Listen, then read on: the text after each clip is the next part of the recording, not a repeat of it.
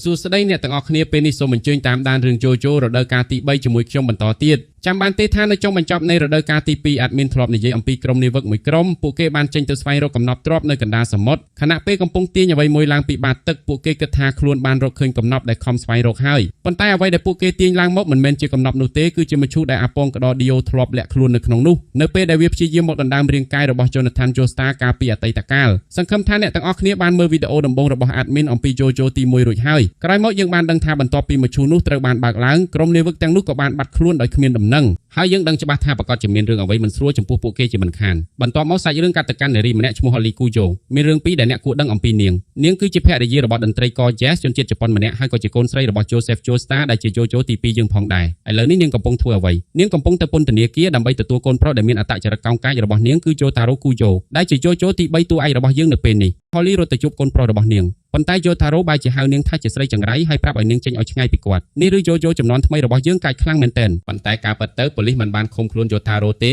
គាត់ជាអ្នកសម្រេចចិត្តស្នាក់នៅក្នុងគុកដោយខ្លួនឯងព្រោះគាត់ជឿថាខ្លួនត្រូវបានវិញ្ញាណអាក្រក់ចូលសន្ធិដ្ឋអានមានចង់ប្រាប់ថា Jotaro ដែលជា JoJo ទី3យើងនេះមិនមែនឈួតទេកុំទាន់វិនិច្ឆ័យលឿនពេកតាមពិត Jotaro ពិតជាមានវិញ្ញាណចម្លែកអ្វីមួយយ៉ាងនៅជាមួយគាត់ពិតមែនវិញ្ញាណចម្លែកនោះអាចយកអាហារសម្រន់និងសៀវភៅ manga ចូលមកក្នុងបន្ទប់ឃុំបានសូម្បីតែគ្រាប់កាំភ្លើងក៏អាចចាប់បានដែរនៅពេលដែល Jotaro ព្យាយាមបាញ់សម្លាប់ខ្លួនឯងដោយដឹងថារឿងនេះតាក់ទងនឹងត្រកូលរបស់ខ្លួន Holly ក៏សូមជំនួយពីឪពុករបស់នាងគឺ Joseph Joestar ដែលជា JoJo ទី2តែម្ដង Joseph ធ្វើដំណើរមកប្រទេសជប៉ុនជាមួយមិត្តរបស់គាត់ម្នាក់ហើយ Holly ក៏នាំពួកគេទៅជួប Jotaro នៅពន្ធនាគារនៅទីនោះ Joseph ព្យាយាមនិយាយល្អៗឲ្យ Jotaro ចេញពីបន្ទប់ឃុំប៉ុន្តែ Jotaro បែរជាដេញលោកតារបស់ខ្លួនឲ្យទៅឆ្ងាយព្រោះ Jotaro មានអត្តចរិតឆ្លើយបែបនោះស្រាប់ Joseph ក៏ហៅមិត្តរបស់ខ្លួនឲ្យជួយបរិសម្នាក់នេះមានឈ្មោះថា Mohammad Abdul គាត់មកពីប្រទេសអេហ្ស៊ីបហើយគាត់ក៏មានអ្វីដែល Jotaro ហៅថាវិញ្ញាណចម្លែកនោះដូចគ្នាដោយឡែក Abdul អាចគ្រប់គ្រងវាបានដោយសេរីវាក៏មានឈ្មោះផងដែរគឺ Magician's Red ដែលមានសមត្ថភាពគ្រប់គ្រងភ្លើងដ៏ខ្លាំងក្លាខណៈដែល Abdul ប្រើអំណាចរបស់ខ្លួនដើម្បីបង្ក្រាប Jotaro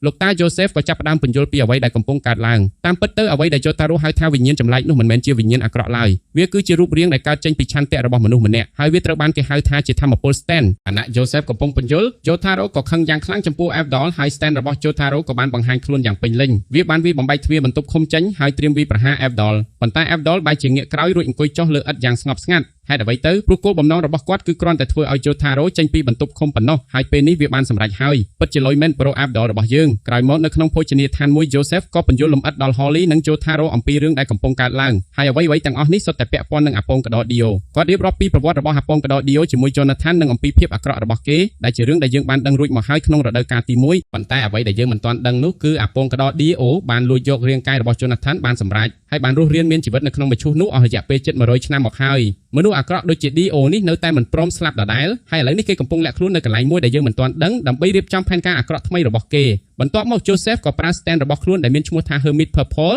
ដើម្បីទទួលបានរូបភាពរបស់អាប៉ងក្តោឌីអូ stand នេះមានលក្ខណៈដូចជា Wally ដែលអាចលាតសន្ធឹងបានឆ្ងាយអាចបញ្ជូនថាមពល Hammond តាមរយៈវាបានហើយក៏អាចថតរូបអ្នកណាម្នាក់ដែលមានឈាមត្រកូល Joestar បានថែមទៀតផងដែរនៅក្នុងរូបភាពនោះពួកគេឃើញយ៉ាងច្បាស់ថារាងកាយរបស់ Jonathan ដែលត្រូវបាន D.O លួចយកកំពុងភ្ជាប់ជាមួយនឹងក្បាលរបស់ D.O ឥឡូវនេះភារកិច្ចរបស់ JoJo ទាំងពីរគឺ Joseph និង Jotaro រួមទាំង Abdul គឺត្រូវស្វែងរកនិងបញ្ឈប់អាប៉ងក្តោឌីអូឲ្យបានមុនពេលអ្វីៗមានបញ្ហាកាត់តែធំនៅឯខាងអាប៉ងក្តោឌីអូវិញយើងក៏បានឃើញគេបង្ហាញខ្លួនមួយផ្លេតនៅកន្លែងថ្មីមួយអាប៉ងក្តោឌីអូដឹងថាមានគេកំពុងតាមដានខ្លួនប៉ុន្តែគេមិនបានភ័យបារម្ភបន្តិចឡើយព្រោះគេបានចាប់ផ្ដើមអនុវត្តផែនការថ្មីរបស់ខ្លួនរួចទៅហើយនៅថ្ងៃបន្ទាប់ Jotaro បានចេញដំណើរទៅសាលារៀនដោយតែបរិបទដែលមានកម្ពស់ខ្ពស់រៀងសង្ហានៅមុខមាត់តាក់ទាញដទៃទៀតអញ្ចឹងគាត់តែងតែត្រូវបានហុំព័ទ្ធដោយក្រុមសិស្សស្រីដែលលងស្នេហ៍គាត់យ៉ាងខ្លាំងទោះបីជា Jotaro ស្ដីថាឲ្យពួកនាងរំខានក៏ដោយក៏ពួកនាងនៅតែអៀនមុខក្រហមហើយសរសើរ Jotaro ថាជាបរិបទដែលមានសម្ដីពិរោះខ្លាំងថែមទៀតផងខណៈដែល Jotaro កំពុងដើរទៅមុខបន្តយើងក៏ឃើញយុវជនម្នាក់ទៀតកំពុងគូររូបរបស់គាត់រំពេចនោះបរិសម្នាក់នោះយកកាំបិតកាត់ទៅលើជើងក្នុងរូបគំនូរហើយជើងរបស់ Jotaro ក៏ត្រូវរបួសភ្លាមៗបណ្ដាលឲ្យគាត់ដួលធ្លាក់ចន្លោះចុះក្រោមសំណាងល្អដែល stand របស់ Jotaro បានជួយការពារគាត់ពីរបួសធ្ងន់ធ្ងរប៉ុន្តែគាត់ដឹងថាមានអ្វីមិនប្រក្រតីកំពុងកើតឡើងអ្វីដែលគាត់មិនទាន់ដឹងនោះគឺគាត់រៀបនឹងប្រឈមមុខជាមួយអ្នកប្រើ stand ដំបូងរបស់គាត់គឺ Noriaki Kakuin ប៉ុន្តែ Kakuin មិនបានបង្ហាញអាកប្បកិរិយាជាសត្រូវនោះទេផ្ទុយទៅវិញគាត់ថែមទាំងហុចកន្សែងដៃឲ្យ Jotaro ដើម្បីបិទរបួសហើយណែនាំខ្លួនថាគាត់គឺជាសិស្សថ្មីដែលទើបផ្ទេរចូលមកបន្ទាប់មកសាច់រឿងកាត់ទៅកាន់អាប៉ងក្តោឌីយ៉ូដែលនិយាយថាគេនឹងកម្ចាត់ត្រកូល Joestar ឲ្យអស់នេះពិតជា style របស់អាប៉ងក្តោឌីយ៉ូមិនខុសមែនបន្ទាប់មកទៀតសាច់រឿងក៏កាត់ទៅកាន់ Joseph Joestar និង Mohammad Abdul ដែលកំពុងពិភាក្សាគ្នាអំពីផែនការបន្ទាប់របស់ពួកគេត្រឡប់មកសាលាវិញ Jotaro កំពុងឲ្យគ្រូពេទ្យប្រចាំសាលាព្យាបាលរបួសរបស់គាត់ប៉ុន្តែពេលគាត់យកកន្សែងដៃដែល Kakuin បានឲ្យគាត់យកមកមើលគាត់ក៏ឃើញសារគម្រាមសម្រាប់សរសេរនៅលើនោះ លើពេលនោះគ្រូពេទ្យក៏ចាប់ផ្ដើមមានអាកប្បកិរិយាចម្លែកភ្លាមហើយថែមទាំងយកកន្ត្រៃចាក់ទៅលើភ្នែករបស់សិស្សម្នាក់ទៀតផងប៉ុន្តែវាមិនមែនជាកំហុសរបស់នាងទេមាន Stan មួយកំពុងលូនឡើងតាមជើងរបស់នាងហើយវាកំពុងគ្រប់គ្រងស្មារតីរបស់នាង Stan នោះមានឈ្មោះថា Hierophant Green ហើយវាគឺជារបស់ Kakyoin ដែលត្រូវបាន Dio បញ្ជូនឲ្យមកសម្រាប់ Jotaro សមត្ថភាពរបស់ Hierophant Green គឺអាចលាតសន្ធឹងខ្សែរបស់វាដើម្បីគ្រប់គ្រងមនុស្សដទៃហើយក៏អាចបាញ់គ្រាប់ថាមពលដែលរឹងដូចត្បូងពេជ្របានផងដែរ Jotaro ប្រើ Stand របស់ខ្លួនទាញ Hierophant Green ចេញពីរាងកាយរបស់គ្រូពេទ្យហើយមើលទៅដូចជាគាត់កំពុងមានព្រៀបលើ Kakyoin ហើយប៉ុន្តែរំពេចនោះ Hierophant Green ក៏បញ្ចេញការវាយប្រហារមួយយ៉ាងខ្លាំងបោក Jotaro ឲ្យខ្ទាតទៅឆ្ងាយមូលហេតុគឺប្រសិនបើ Stand ទទួលរបួសម្ចាស់របស់វាក៏នឹងទទួលរបួសដូចគ្នាដែរហេតុនេះហើយទើប Jotaro ត្រូវដួលទៅលើដីបែបនេះដោយខឹងនឹង Kakyoin ដែលជ្រាបប្រើភាពទន់ខ្សោយរបស់គ្រូពេទ្យមកធ្វើជាអាវុធ Jotaro ក៏និយាយថាគាត់នឹងវាយឲ្យធ្មេញរបស់ Kakyoin បាក់ខ្ទេច Kakyoin វាយប្រហារ Jotaro ម្ដងទៀតប៉ុន្តែ Stand របស់ Jotaro បានទប់ស្កាត់ការវាយប្រហារទាំងអស់ហើយចាប់ Hierophant Green ជាប់យ៉ាងណែនបន្ទាប់មកក៏ជាលើកដំបូងដែលយើងបានឃើញការវាយដ៏ល្បីរបស់ Jotaro ដែលនឹងក្លាយជា signature របស់គាត់Stand របស់ Jotaro វាយ Kakyoin មិនដកដៃរហូតធ្វើឲ្យសាលាទាំងមូលញ័ររំជួយពិតជាឈុតឆាកដែលអស្ចារ្យមែនបន្ទាប់ពីប្រកាសថាគ្រូពេទ្យមានសុវត្ថិភាពហើយ Jotaro ក៏ចាប់ Kakyoin ហើយនាំគាត់ត្រឡប់ទៅផ្ទះដើម្បីសួរ Joseph Joestar ថាតើរឿងទាំងនេះកំពុងកើតឡើងដោយសារអ្វីមុននឹងទៅជួប Joseph គាត់ក៏បានសួរសុខទុក្ខម្ដាយរបស់ខ្លួន Holly Kujo ជាមុនសិនទោះបីជាខាងក្រៅ Jotaro មើលទៅរឹងរូសនិងនិយាយមិនសូវល្អក៏ដោយប៉ុន្តែជំរឿចិត្តគាត់ពិតជាស្រឡាញ់និងបារម្ភពីម្ដាយរបស់ខ្លួនខ្លាំងណាស់ក្រោយមក Jotaro ក៏នាំ Kakyoin មកជួប Joseph ហើយនៅទីនោះ Joseph ក៏បង្ហាញមូលហេតុពិតដែលធ្វើឲ្យ Kakyoin វាយប្រហារ Jotaro ពីព្រោះនៅក្នុងខួរក្បាលរបស់ Kakyoin មានសត្វប៉ារ៉ាស៊ីតដំយ៉ាងកំពុងជ្រៀតចូលនិងគ្រប់គ្រងគេសត្វល្អិតដែលនៅក្នុងក្បាល Kakyoin នោះវាគឺជា flashback ដែលបង្កើតឡើងដោយអាពងក្តរ Dio ទាំងស្រុងមិនតែប៉ុណ្ណោះយូរទៅវានឹងស៊ីខួរក្បាលម្ចាស់របស់វាបន្តិចម្ដងរហូតដល់ស្លាប់ស្ដាប់ទៅគួរឲ្យរន្ធត់ខ្លាំងណាស់បន្ទាប់មក Afdol ក៏ប្រាប់ Jotaro ថាគាត់ធ្លាប់បានជួបអាពងក្តរ Dio ម្ដងរួចហើយដោយអាពងក្តរ Dio ក៏ធ្លាប់ព្យាយាមដាក់ flashback លើគាត់ដូចគ្នាប៉ុន្តែសំណាងល្អ Afdol អាចរត់គេចផុតបាន Afdol, come here. Joseph និយាយថា Kakyoin លែងមានសង្ឃឹមហើយព្រោះការដក flashback ចេញគឺគ្រោះថ្នាក់ខ្លាំងហើយអាចសម្លាប់គាត់បានភ្លាមប៉ុន្តែ Jotaro មិនព្រមបោះបង់ឡើយគាត់ប្រើ stand របស់ខ្លួនដើម្បីដក flashback ចេញពីខួរក្បាលរបស់ Kakyoin ខណៈដែល Joseph ប្រើថាមពល Hamon បំផ្លាញ flashback នោះចោលជាលទ្ធផលជីវិតរបស់ Kakyoin ក៏ត្រូវបានសង្គ្រោះ Kakyoin សួរ Jotaro ថាហេតុអ្វីបានជាគាត់ហ៊ានប្រថុយជីវិតដើម្បីជួយសង្គ្រោះមនុស្សដែលទើបតែព្យាយាមសម្លាប់គាត់បែបនេះប៉ុន្តែ Jotaro មិនឆ្លើយអ្វីទាំងអស់តែយើងទាំងអស់គ្នាដឹងចម្លើយហើយព្រោះក្នុងចិត្ត Jotaro គឺជាមនុស្សចិត្តល្អម្នាក់ក្រោយពីអ្វីស្ងប់ស្ងាត់ Holly Kujo ក៏ជួយរុំរបួសឲ្យ Kakyoin ហើយឲ្យគាត់សម្រាកនៅថ្ងៃបន្ទាប់ Jotaro ត្រៀមចេញទៅសាលារៀនដូចធម្មតាប៉ុន្តែគាត់ក៏ចាប់អារម្មណ៍ភ្លាមថាអ្នកម្ដាយ Holly មិនបានចេញមកជូនដំណើរគាត់ទេជារៀងរាល់ថ្ងៃម្ដាយរបស់គាត់តែងតែមកជូនគាត់មុខផ្ទះជានិច្ចភ្លាមនោះ Afdol ក៏រកឃើញមូលហេតុយ៉ាងឆាប់រហ័សតាមពិត Holly ក៏អាចដាស់អំណាច Stand របស់នាងដែរមូលហេតុគឺនៅពេលអាពងក្តរ Dio ទទួលបាន Stand គឺដោយសារតែគេបានប្រើរាងកាយរបស់ Jonathan ដូននេះរាល់អ្នកណាដែលមានឈាមតកូល Joestar គឺអាចដាស់ថាមពលទទួលបាន Stand របស់ខ្លួនដូចគ្នាប៉ុន្តែ Holly ខុសពីអ្នកដទៃនាងមិនមានកម្លាំងចិត្តគ្រប់គ្រាន់ដើម្បីគ្រប់គ្រង Stand របស់ខ្លួនបានឡើយដោយហេតុនេះហើយ Stand របស់នាងកំពុងស៊ីបំផ្លាញរាងកាយនាងពីខាងក្នុងបន្តិចម្ដងធ្វើឲ្យនាងធ្លាក់ខ្លួនឈឺពេលឃើញកូនស្រីស្ថិតក្នុងសភាពបែបនេះ Joseph ក៏បាត់បង់ស្មារតីទាំងស្រុងចំណែក Jotaro វិញគាត់សួរតែមួយម៉ាត់ថាតើមានវិធីអ្វីអាចជួយសង្គ្រោះម្ដាយរបស់គាត់បានចម្លើយគឺមានតែវិធីមួយប៉ុណ្ណោះពួកគេត្រូវតែស្វែងរកនិងសម្លាប់ Dio ដើម្បីបំបត្តិឥទ្ធិពលដែលកំពុងប៉ះពាល់ដល់ Holly ប៉ុន្តែបញ្ហាធំគឺគ្មានអ្នកណាដឹងថា Dio កំពុងលាក់ខ្លួននៅទីណាឡើយ Stand របស់ Joseph គឺ Hermit Purple អាចថតរូបមនុស្សដែលមានការភ្ជាប់ជាមួយ Dio បានប៉ុន្តែរាល់ពេលដែលគាត់ថតរូប Dio គេតែងតែឈរនៅក្នុងភាពងងឹតមិនអាចកំណត់ទីតាំងបានឡើយ Jotaro ក៏យករូបទាំងនោះមកពិនិត្យយ៉ាងលម្អិតដោយប្រើ Stand របស់ខ្លួនហើយគាត់ក៏ប្រទះឃើញរុយមួយក្បាលនៅក្នុងរូបភាពនោះបន្ទាប់មក Stand របស់ Jotaro ក៏គូររូបរុយនោះឡើងវិញយ៉ាងលម្អិតពេលឃើញរូបនោះ Afdol ក៏ស្គាល់ភ្លាមថាវាជាប្រភេទរុយដែលមាននៅក្នុងទីក្រុង Aswan ប្រទេសអេស៊ីបតែប៉ុណ្ណោះពេលវេលារបស់ពួកគេនៅសល់ប្រហែល50ថ្ងៃប៉ុណ្ណោះមុនពេល Holly ត្រូវ Stand របស់នាងសម្លាប់ដូច្នេះពួកគេត្រូវតែស្វែងរកនិងកម្ចាត់ Dio ឲ្យបានមុនពេលនោះ Kakyoin ដែលបានឮការសន្ទនាទាំងអស់ក៏និយាយថាគាត់ធ្លាប់ជួប Dio នៅប្រទេសអេស៊ីបពិតមែនបន្ទាប់មកគាត់ក៏ប្រកាសថានឹងចូលរួមជាមួយ Joseph, Jotaro និង Afdol ក្នុងដំណើរនេះដែរព្រោះគាត់ក៏ចង់ជួយសង្គ្រោះ Holly ដូចគ្នាពិតជាគួរឲ្យរំភើបមែនបន្ទាប់ពីក្រុមគ្រូពេទ្យមកពីមន្ទីររុករករបស់ Speedwagon មកដល់ដើម្បីថែទាំ Holly ជំនួសពួកគេភ្លាមនោះ Joseph, Jotaro, Afdol និង Kakyoin ក៏ចេញដំណើរឆ្ពោះទៅកាន់ប្រទេសអេស៊ីបដើម្បីស្វែងរកនិងបញ្ចប់ជីវិតរបស់ Dio តែម្ដងប៉ុន្តែមុននឹងចេញដំណើរ Afdol ក៏យកសន្លឹកបៀ Taro មកដាក់ឈ្មោះឲ្យ Stand របស់ Jotaro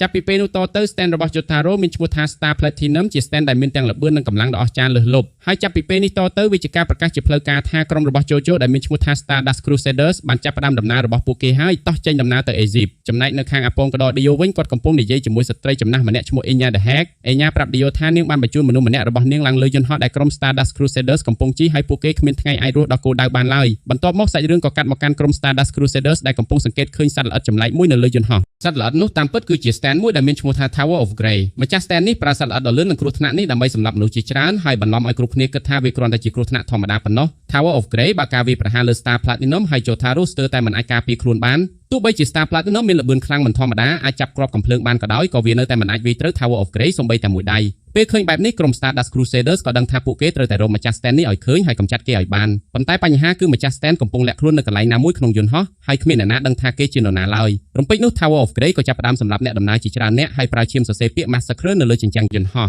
ស្ថានភាពកាន់តែអាក្រក់ទៅដោយសារពួកគេកំពុងស្ថិតនៅក្នុងយន្តហោះ Jotaro និង Abdul មិនអាចប្រើអំណាចរបស់ stand ដោយសេរីបានទេខ្លាចបង្កគ្រោះថ្នាក់ដល់អ្នកដំណើរដែលនៅសេសសល់នៅពេលនោះ Kaioin ក៏និយាយថាគាត់នឹងដោះស្រាយរឿងនេះដោយខ្លួនឯងគាត់បញ្ជា Hierophant Green វាយប្រហារ Tower of Grey ប៉ុន្តែសត្វល្អិតនោះមានល្បឿនលឿនខ្លាំងរហូតអាចគេចផុតពីការវាយទាំងអស់ហើយថែមទាំងវាយ Kaioin ឲ្យរបួសធ្ងន់ទៀតផង Tower of Grey ហោះសម្ដៅមកសម្រាប់ Kaioin ជាចុងក្រោយប៉ុន្តែនោះគឺជាផែនការរបស់ Kaioin តាំងពីដំបូងគាត់បានបញ្ឆោតឲ្យ Tower of Grey ចូលមកក្នុងអន្ទាក់រួចប្រើ Hierophant Green ចាប់វាជាប់និងហែកវាចេញជាបំណែក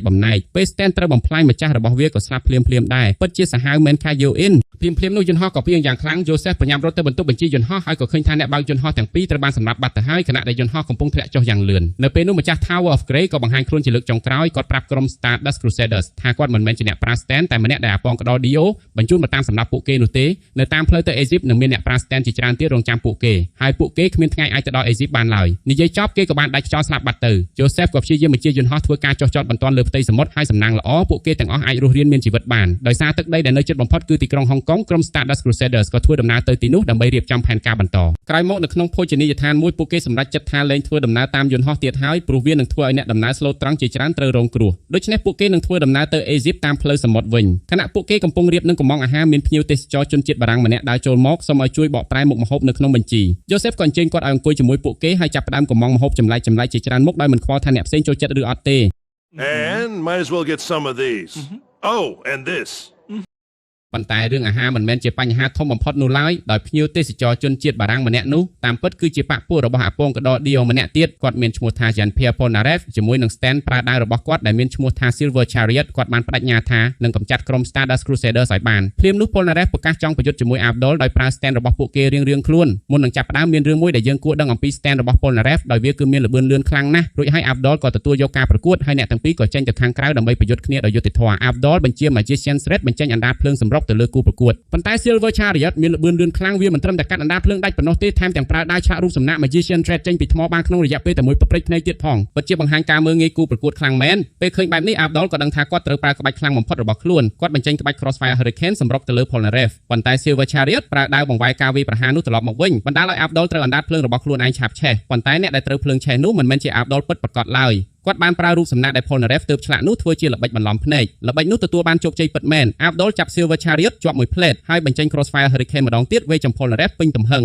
ក្រុម Stardust Crusaders គិតថាការប្រកួតបានបញ្ចប់ហើយក៏រៀបនឹងដើរចេញប៉ុន្តែ Polnareff បែរជាក្រោកឈរឡើងវិញភ្លាមហើយលោតរមៀលឆ្លងកាត់អាកាសយ៉ាងអស្ចារ្យនិយាយត្រង់ទៅមិនដឹងគាត់គិតអ្វីបានជាធ្វើបែបនោះទេបន្ទាប់មក Polnareff ក៏បញ្ជា Silver Chariot ដោះគ្រឿងសឹករបស់វាចេញការធ្វើបែបនេះធ្វើឲ្យវាបាត់បង់ការការពារមួយចំនួនប៉ុន្តែល្បឿនរបស់វាកើនឡើងខ្លាំងទ្វេដងវាលឿនរហូតអាចបង្កើតរូបសម្ោចជាច្រើនធ្វើ Abdul មិនអាចដឹងថាមួយណាជារូបរាងពិតប្រាកដឡើយខណៈដែល Abdul កំពុងច្របូកច្បល់ Silver Chariot ក៏បន្តវាយប្រហារគាត់ដោយមិនឈប់ឈរពេលស្ថានភាពកាន់តែតឹងតែង Abdul ក៏ប្រើល្បិចមួយគាត់លាក់ខ្លួននៅក្នុងប្រហោងលើដីហើយចេញមកវាយប្រហារ Polnareff ពីក្រោមដោយមិនឲ្យគាត់បានត្រៀមខ្លួនការវាយប្រហារនោះធ្វើឲ្យ Polnareff ដួលចាញ់ប៉ុន្តែបន្ទាប់ពីឃើញថា Polnareff ជាអ្នកប្រយុទ្ធដែលមានកិត្តិយស Abdul មិនបានសម្លាប់គាត់ឡើយផ្ទុយទៅវិញគាត់ក៏រកឃើញ Flashbot របស់ Dio នៅក្នុងក្បាលរបស់ Polnareff Jotaro ក៏ប្រើ Star Platinum ដក Flashbot នោះចេញហើយជួយសង្គ្រោះ Polnareff ឲ្យរួចផុតពីការគ្រប់គ្រងរបស់ Dio នៅថ្ងៃបន្ទាប់ក្រុម Stardust Crusaders រៀបនឹងឡើងកប៉ាល់ធ្វើដំណើរឆ្ពោះទៅប្រទេសអេស៊ីបនៅពេលនោះ Polnareff ក៏មកជួបពួកគេគាត់ចាប់ផ្ដើមរៀបរាប់ពីគោលបំណងពិតរបស់ខ្លួនបងស្រីជាទីស្រឡាញ់របស់គាត់ត្រូវបានបរិះម្នាក់ដែលមានដៃស្ដាំពីរទាំងសងខាងរំលោភហើយបន្ទាប់មកក៏សម្លាប់នាងយ៉ាងសាហាវឃោរឃៅចាប់តាំងពីថ្ងៃនោះមក Polnareff បានរស់នៅដើម្បីសងសឹកតែម្យ៉ាងគត់ He stole her innocence and then he killed her. Dio ធ្លាប់សន្យាថានឹងជួយស្វែងរកឃាតករនោះប្រសិនបើ Polnareff ព្រមចូលរួមជាមួយគេប៉ុន្តែភ្លាមបន្ទាប់ពីនោះ Dio ក៏ដាក់ Flashbot ចូលក្នុងក្បាលរបស់ Polnareff ដើម្បីគ្រប់គ្រងគាត់នេះពិតជាស្ទីលរបស់ Dio មិនខុសមែនប៉ុន្តែឥឡូវនេះ Polnareff បានដឹងហើយថាបរិះដែលគាត់កំពុងតាមសងសឹកទំនងជាកំពុងធ្វើការជាមួយ Dio ដូច្នេះគាត់សម្រេចចិត្តបោះបង់ខាង Dio ហើយចូលរួមជាមួយ Stardust Crusaders វិញគ្មាននរណាម្នាក់ក្នុងក្រុមជំទាស់នឹងការសម្រេចចិត្តនេះឡើយហើយចាប់ពីពេលនោះតទៅ Polnareff ក៏បានក្លាយជាសមាជិកទី5របស់ក្រុម Stardust Crusaders ជាផ្លូវការបន្ទាប់មកក្រុម Stardust Crusaders ធ្វើដំណើរចេញពីហុងកុងឆ្ពោះទៅសិង្ហបុរី តាមកប៉ាល់ដែលរៀបចំដោយស្ថាប័នក្រុមហ៊ុន Speedwagon ដំបូងការធ្វើដំណើរហាក់ដូចជារលូនគ្មានបញ្ហាអ្វីឡើយរហូតដល់សមាជិកនាវិកម្នាក់ចាប់បានក្មេងស្រីម្នាក់ដែលលួចឡើងកប៉ាល់ដោយមិនមានការអនុញ្ញាតក្មេងស្រីនោះព្យាយាមរត់គេចដោយខំដៃនាវិករួចលោតចូលសមុទ្រប៉ុន្តែភ្លាមនាងក៏ត្រូវត្រីឆ្លាមមួយក្បាលដេញតាមចុះថារ៉ូមិនស្ទាក់ស្ទើរឡើយគាត់លោតចូលសមុទ្រតាមនាងភ្លាមហើយប្រើ Star Platinum ដើម្បីជួយសង្គ្រោះនាងប៉ុន្តែមិនទាន់បានប្រមាណផងពួកគេក៏ត្រូវ stand មួយដែលលាក់ខ្លួននៅក្រោមទឹកចាប់ផ្ដើមវាយប្រហារសំណាងល្អការចូល in ប្រើ Hero Fan Green ជួយសង្គ្រោះអ្នកទាំងពីរមុនពេលពួកគេត្រូវហាយជាបំណែកប៉ុន្តែឥឡូវនេះមានបញ្ហាថ្មីមួយទៀតតើអ្នកប្រើ stand នោះជានរណានៅពេលនោះប្រធានកប៉ាល់ក៏ដើរចេញមកហើយនិយាយតាមត្រង់ទៅមើលមុខគាត់តែមួយផ្លេតក៏ដឹងថាជាមនុស្សគួរឲ្យសង្ស័យហើយញោទីបំផុតបរិះនោះក៏សារភាពថាគាត់គឺជាអ្នកប្រើ stand Dark Blue Moon និយាយតាមត្រង់ឈ្មោះ stand នេះពិតជាស្ដាប់ទៅលយខ្លាំងហើយសមត្ថភាពរបស់វាក៏គួរឲ្យខ្លាចមិនធម្មតាដែរ Dark Blue Moon អាចហែក្នុងទឹកបានក្នុងល្បឿនលឿនបំផុតហើយថែមទាំងអាចបញ្ជាពពួកសត្វ Barnacle ឲ្យមកជាប់លើសត្រូវដើម្បីបឺតយកធម្មពលនិងការពារខ្លួនបានទៀតផងប្រធានកប៉ាល់ក៏ចាប់ក្មេងស្រីដែលមានឈ្មោះថា Anne ធ្វើជាចំណាប់ខ្មាំងហើយព្យាយាមលោតចូលសមុទ្រប៉ុន្តែមុនពេលគាត់ប៉ះទឹក Star Platinum ក៏វាយមួយដៃចំមុខគាត់យ៉ាងពេញទំហឹងទោះជាយ៉ាងណា Dark Blue Moon មិនមែនងាយចាញ់បែបនេះទេវាបញ្ជាបានតែខិលឲ្យមកជាប់លើរាងកាយរបស់ Star Platinum បិទយកធម្មពលរបស់វាហើយអូសទាំង Jotaro និង Stand របស់គាត់ចូលទៅក្រោមទឹកនៅក្រោមសមុទ្រប្រធានកប៉ាល់ក៏ចំអកឲ្យ Jotaro រួចកាត់ស្លាបចាក់របស់កប៉ាល់បន្ទាប់មក Dark Blue Moon បង្កើតទឹកគួចដ៏ធំមួយទាញ Jotaro ចូលទៅកណ្ដាល Kakyoin ព្យាយាមចូលទៅជួយប៉ុន្តែទឹកគួចនោះមានកម្លាំងខ្លាំងពេកប្រសិនជាគាត់ចូលទៅគាត់ក៏នឹងស្លាប់ដូចគ្នាខណៈដែលប្រធានកប៉ាល់និង Dark Blue Moon កំពុងត្រៀមផ្ដាច់ជីវិត Jotaro ភ្លាមនោះ Jotaro បែរជាចាប់ឱកាសនោះវិញគាត់បញ្ជា Star Platinum លូតព្រាមដៃរបស់វាឲ្យវែងចេញរួចចាក់ទម្លុះមុខរបស់ Dark Blue Moon មួយទំហឹងនៅពេល Stand ត្រូវរបួសធ្ងន់ម្ចាស់របស់វាក៏រងរបួសដូចគ្ន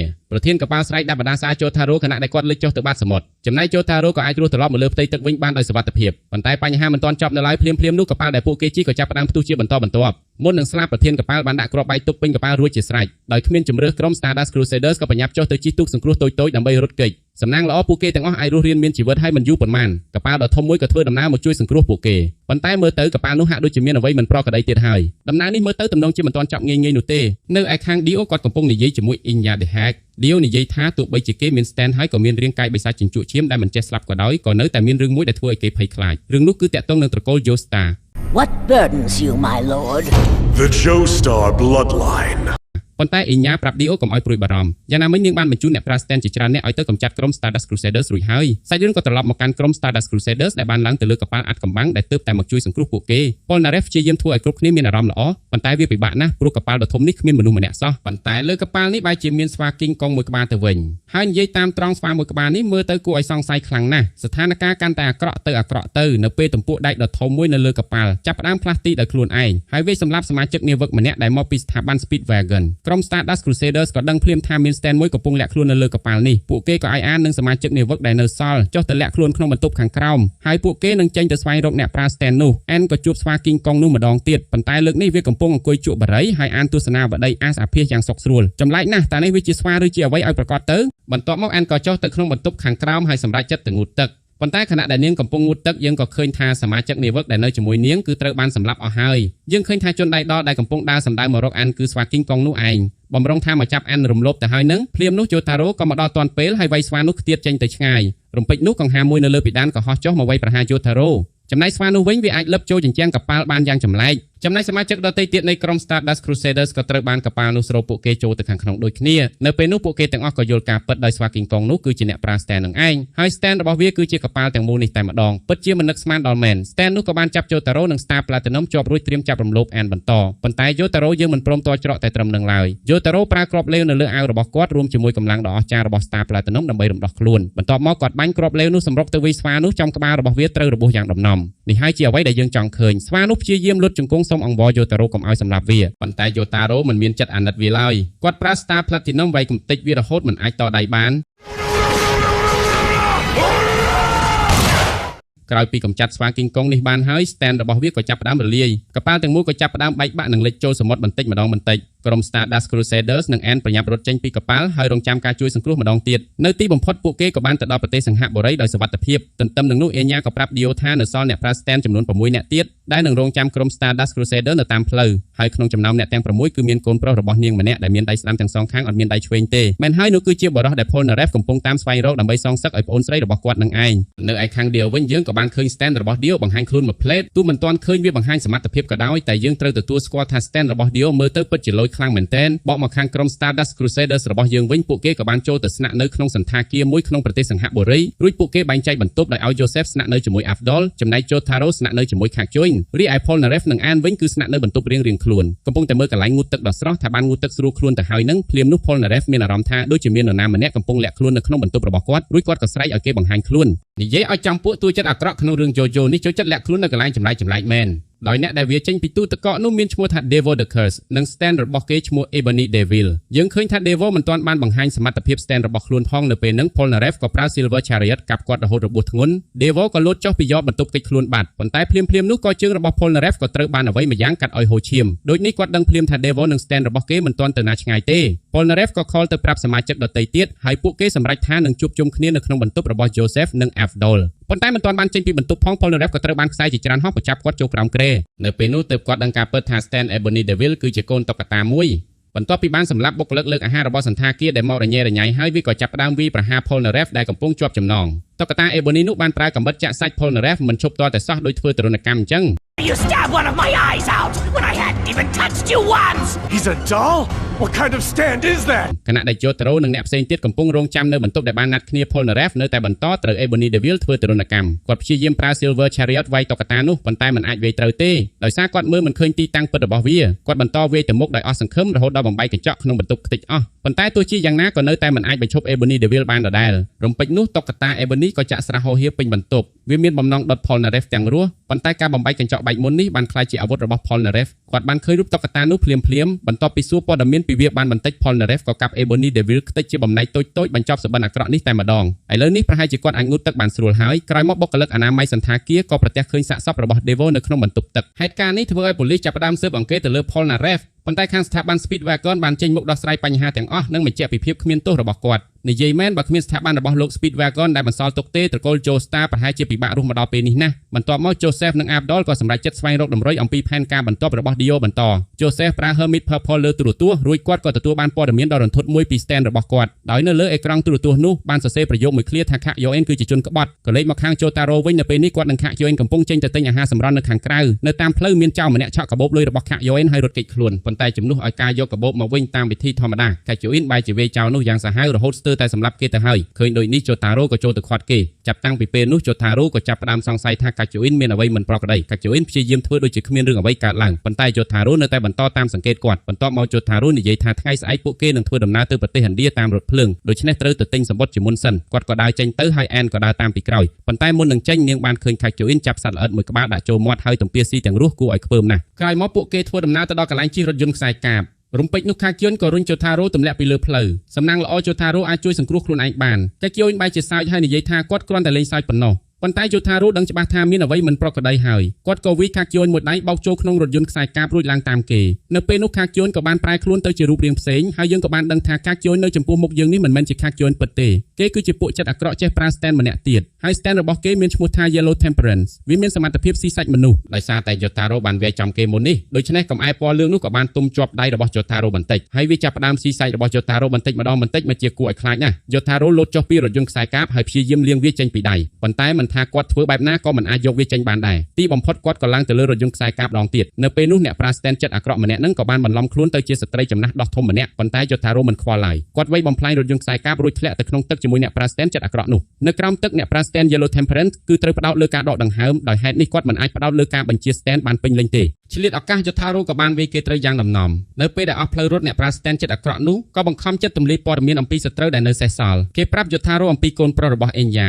ដោយបរិះនោះគឺជាមនុស្សដែលមានដៃស្ដាំទាំងសងខាងបរិះម្នាក់នោះក៏ជាមនុស្សដែល Polnareff កំពុងតាមស្វែងរកដើម្បីសងសឹកឲ្យប្អូនស្រីរបស់គេដែរហើយ stand របស់បរិះម្នាក់នោះមានឈ្មោះថា Hangman ដោយវាមានសមត្ថភាពអាចវាយប្រហារតាមរយៈកញ្ចក់ឬវត្ថុដែលឆ្លុះរូបបានលើកនេះ Jotaro មិនទុកជីវិតឲ្យគេទៀតឡើយគាត់ប្រើ Star Platinum កំទេចអ្នកប្រើ stand ចិត្តអាក្រក់នោះរហូតទាល់តែស្លាប់តែម្ដងក្រោយមកក្រុម Stardust Crusaders ក៏ឡើងរថភ្លើងធ្វើដំណើរទៅកាន់ប្រទេសឥណ្ឌាហើយលើកនេះ Kakyoin ពិតប្រាកដក៏បានត្រឡប់មករួមដំណើរជាមួយពួកគេវិញអ្នកទាំងអស់គ្នាគិតថា Anne បានសម្រេចចិត្តស្នាក់នៅសង្ហបុរីដើម្បីរងចាំជួបឪពុករបស់នាងប៉ុន្តែការពិតនាងបានលួចឡើងលើរថភ្លើងហើយលាក់ខ្លួនតាមដានពួកគេ និយាយមែនដំណើរផ្សងព្រេងដ៏គ្រោះថ្នាក់បែបនេះមិនគួរណាក្មេងស្រីដូចជា Anne ប្រថុយជីវិតមកតាមនោះទេ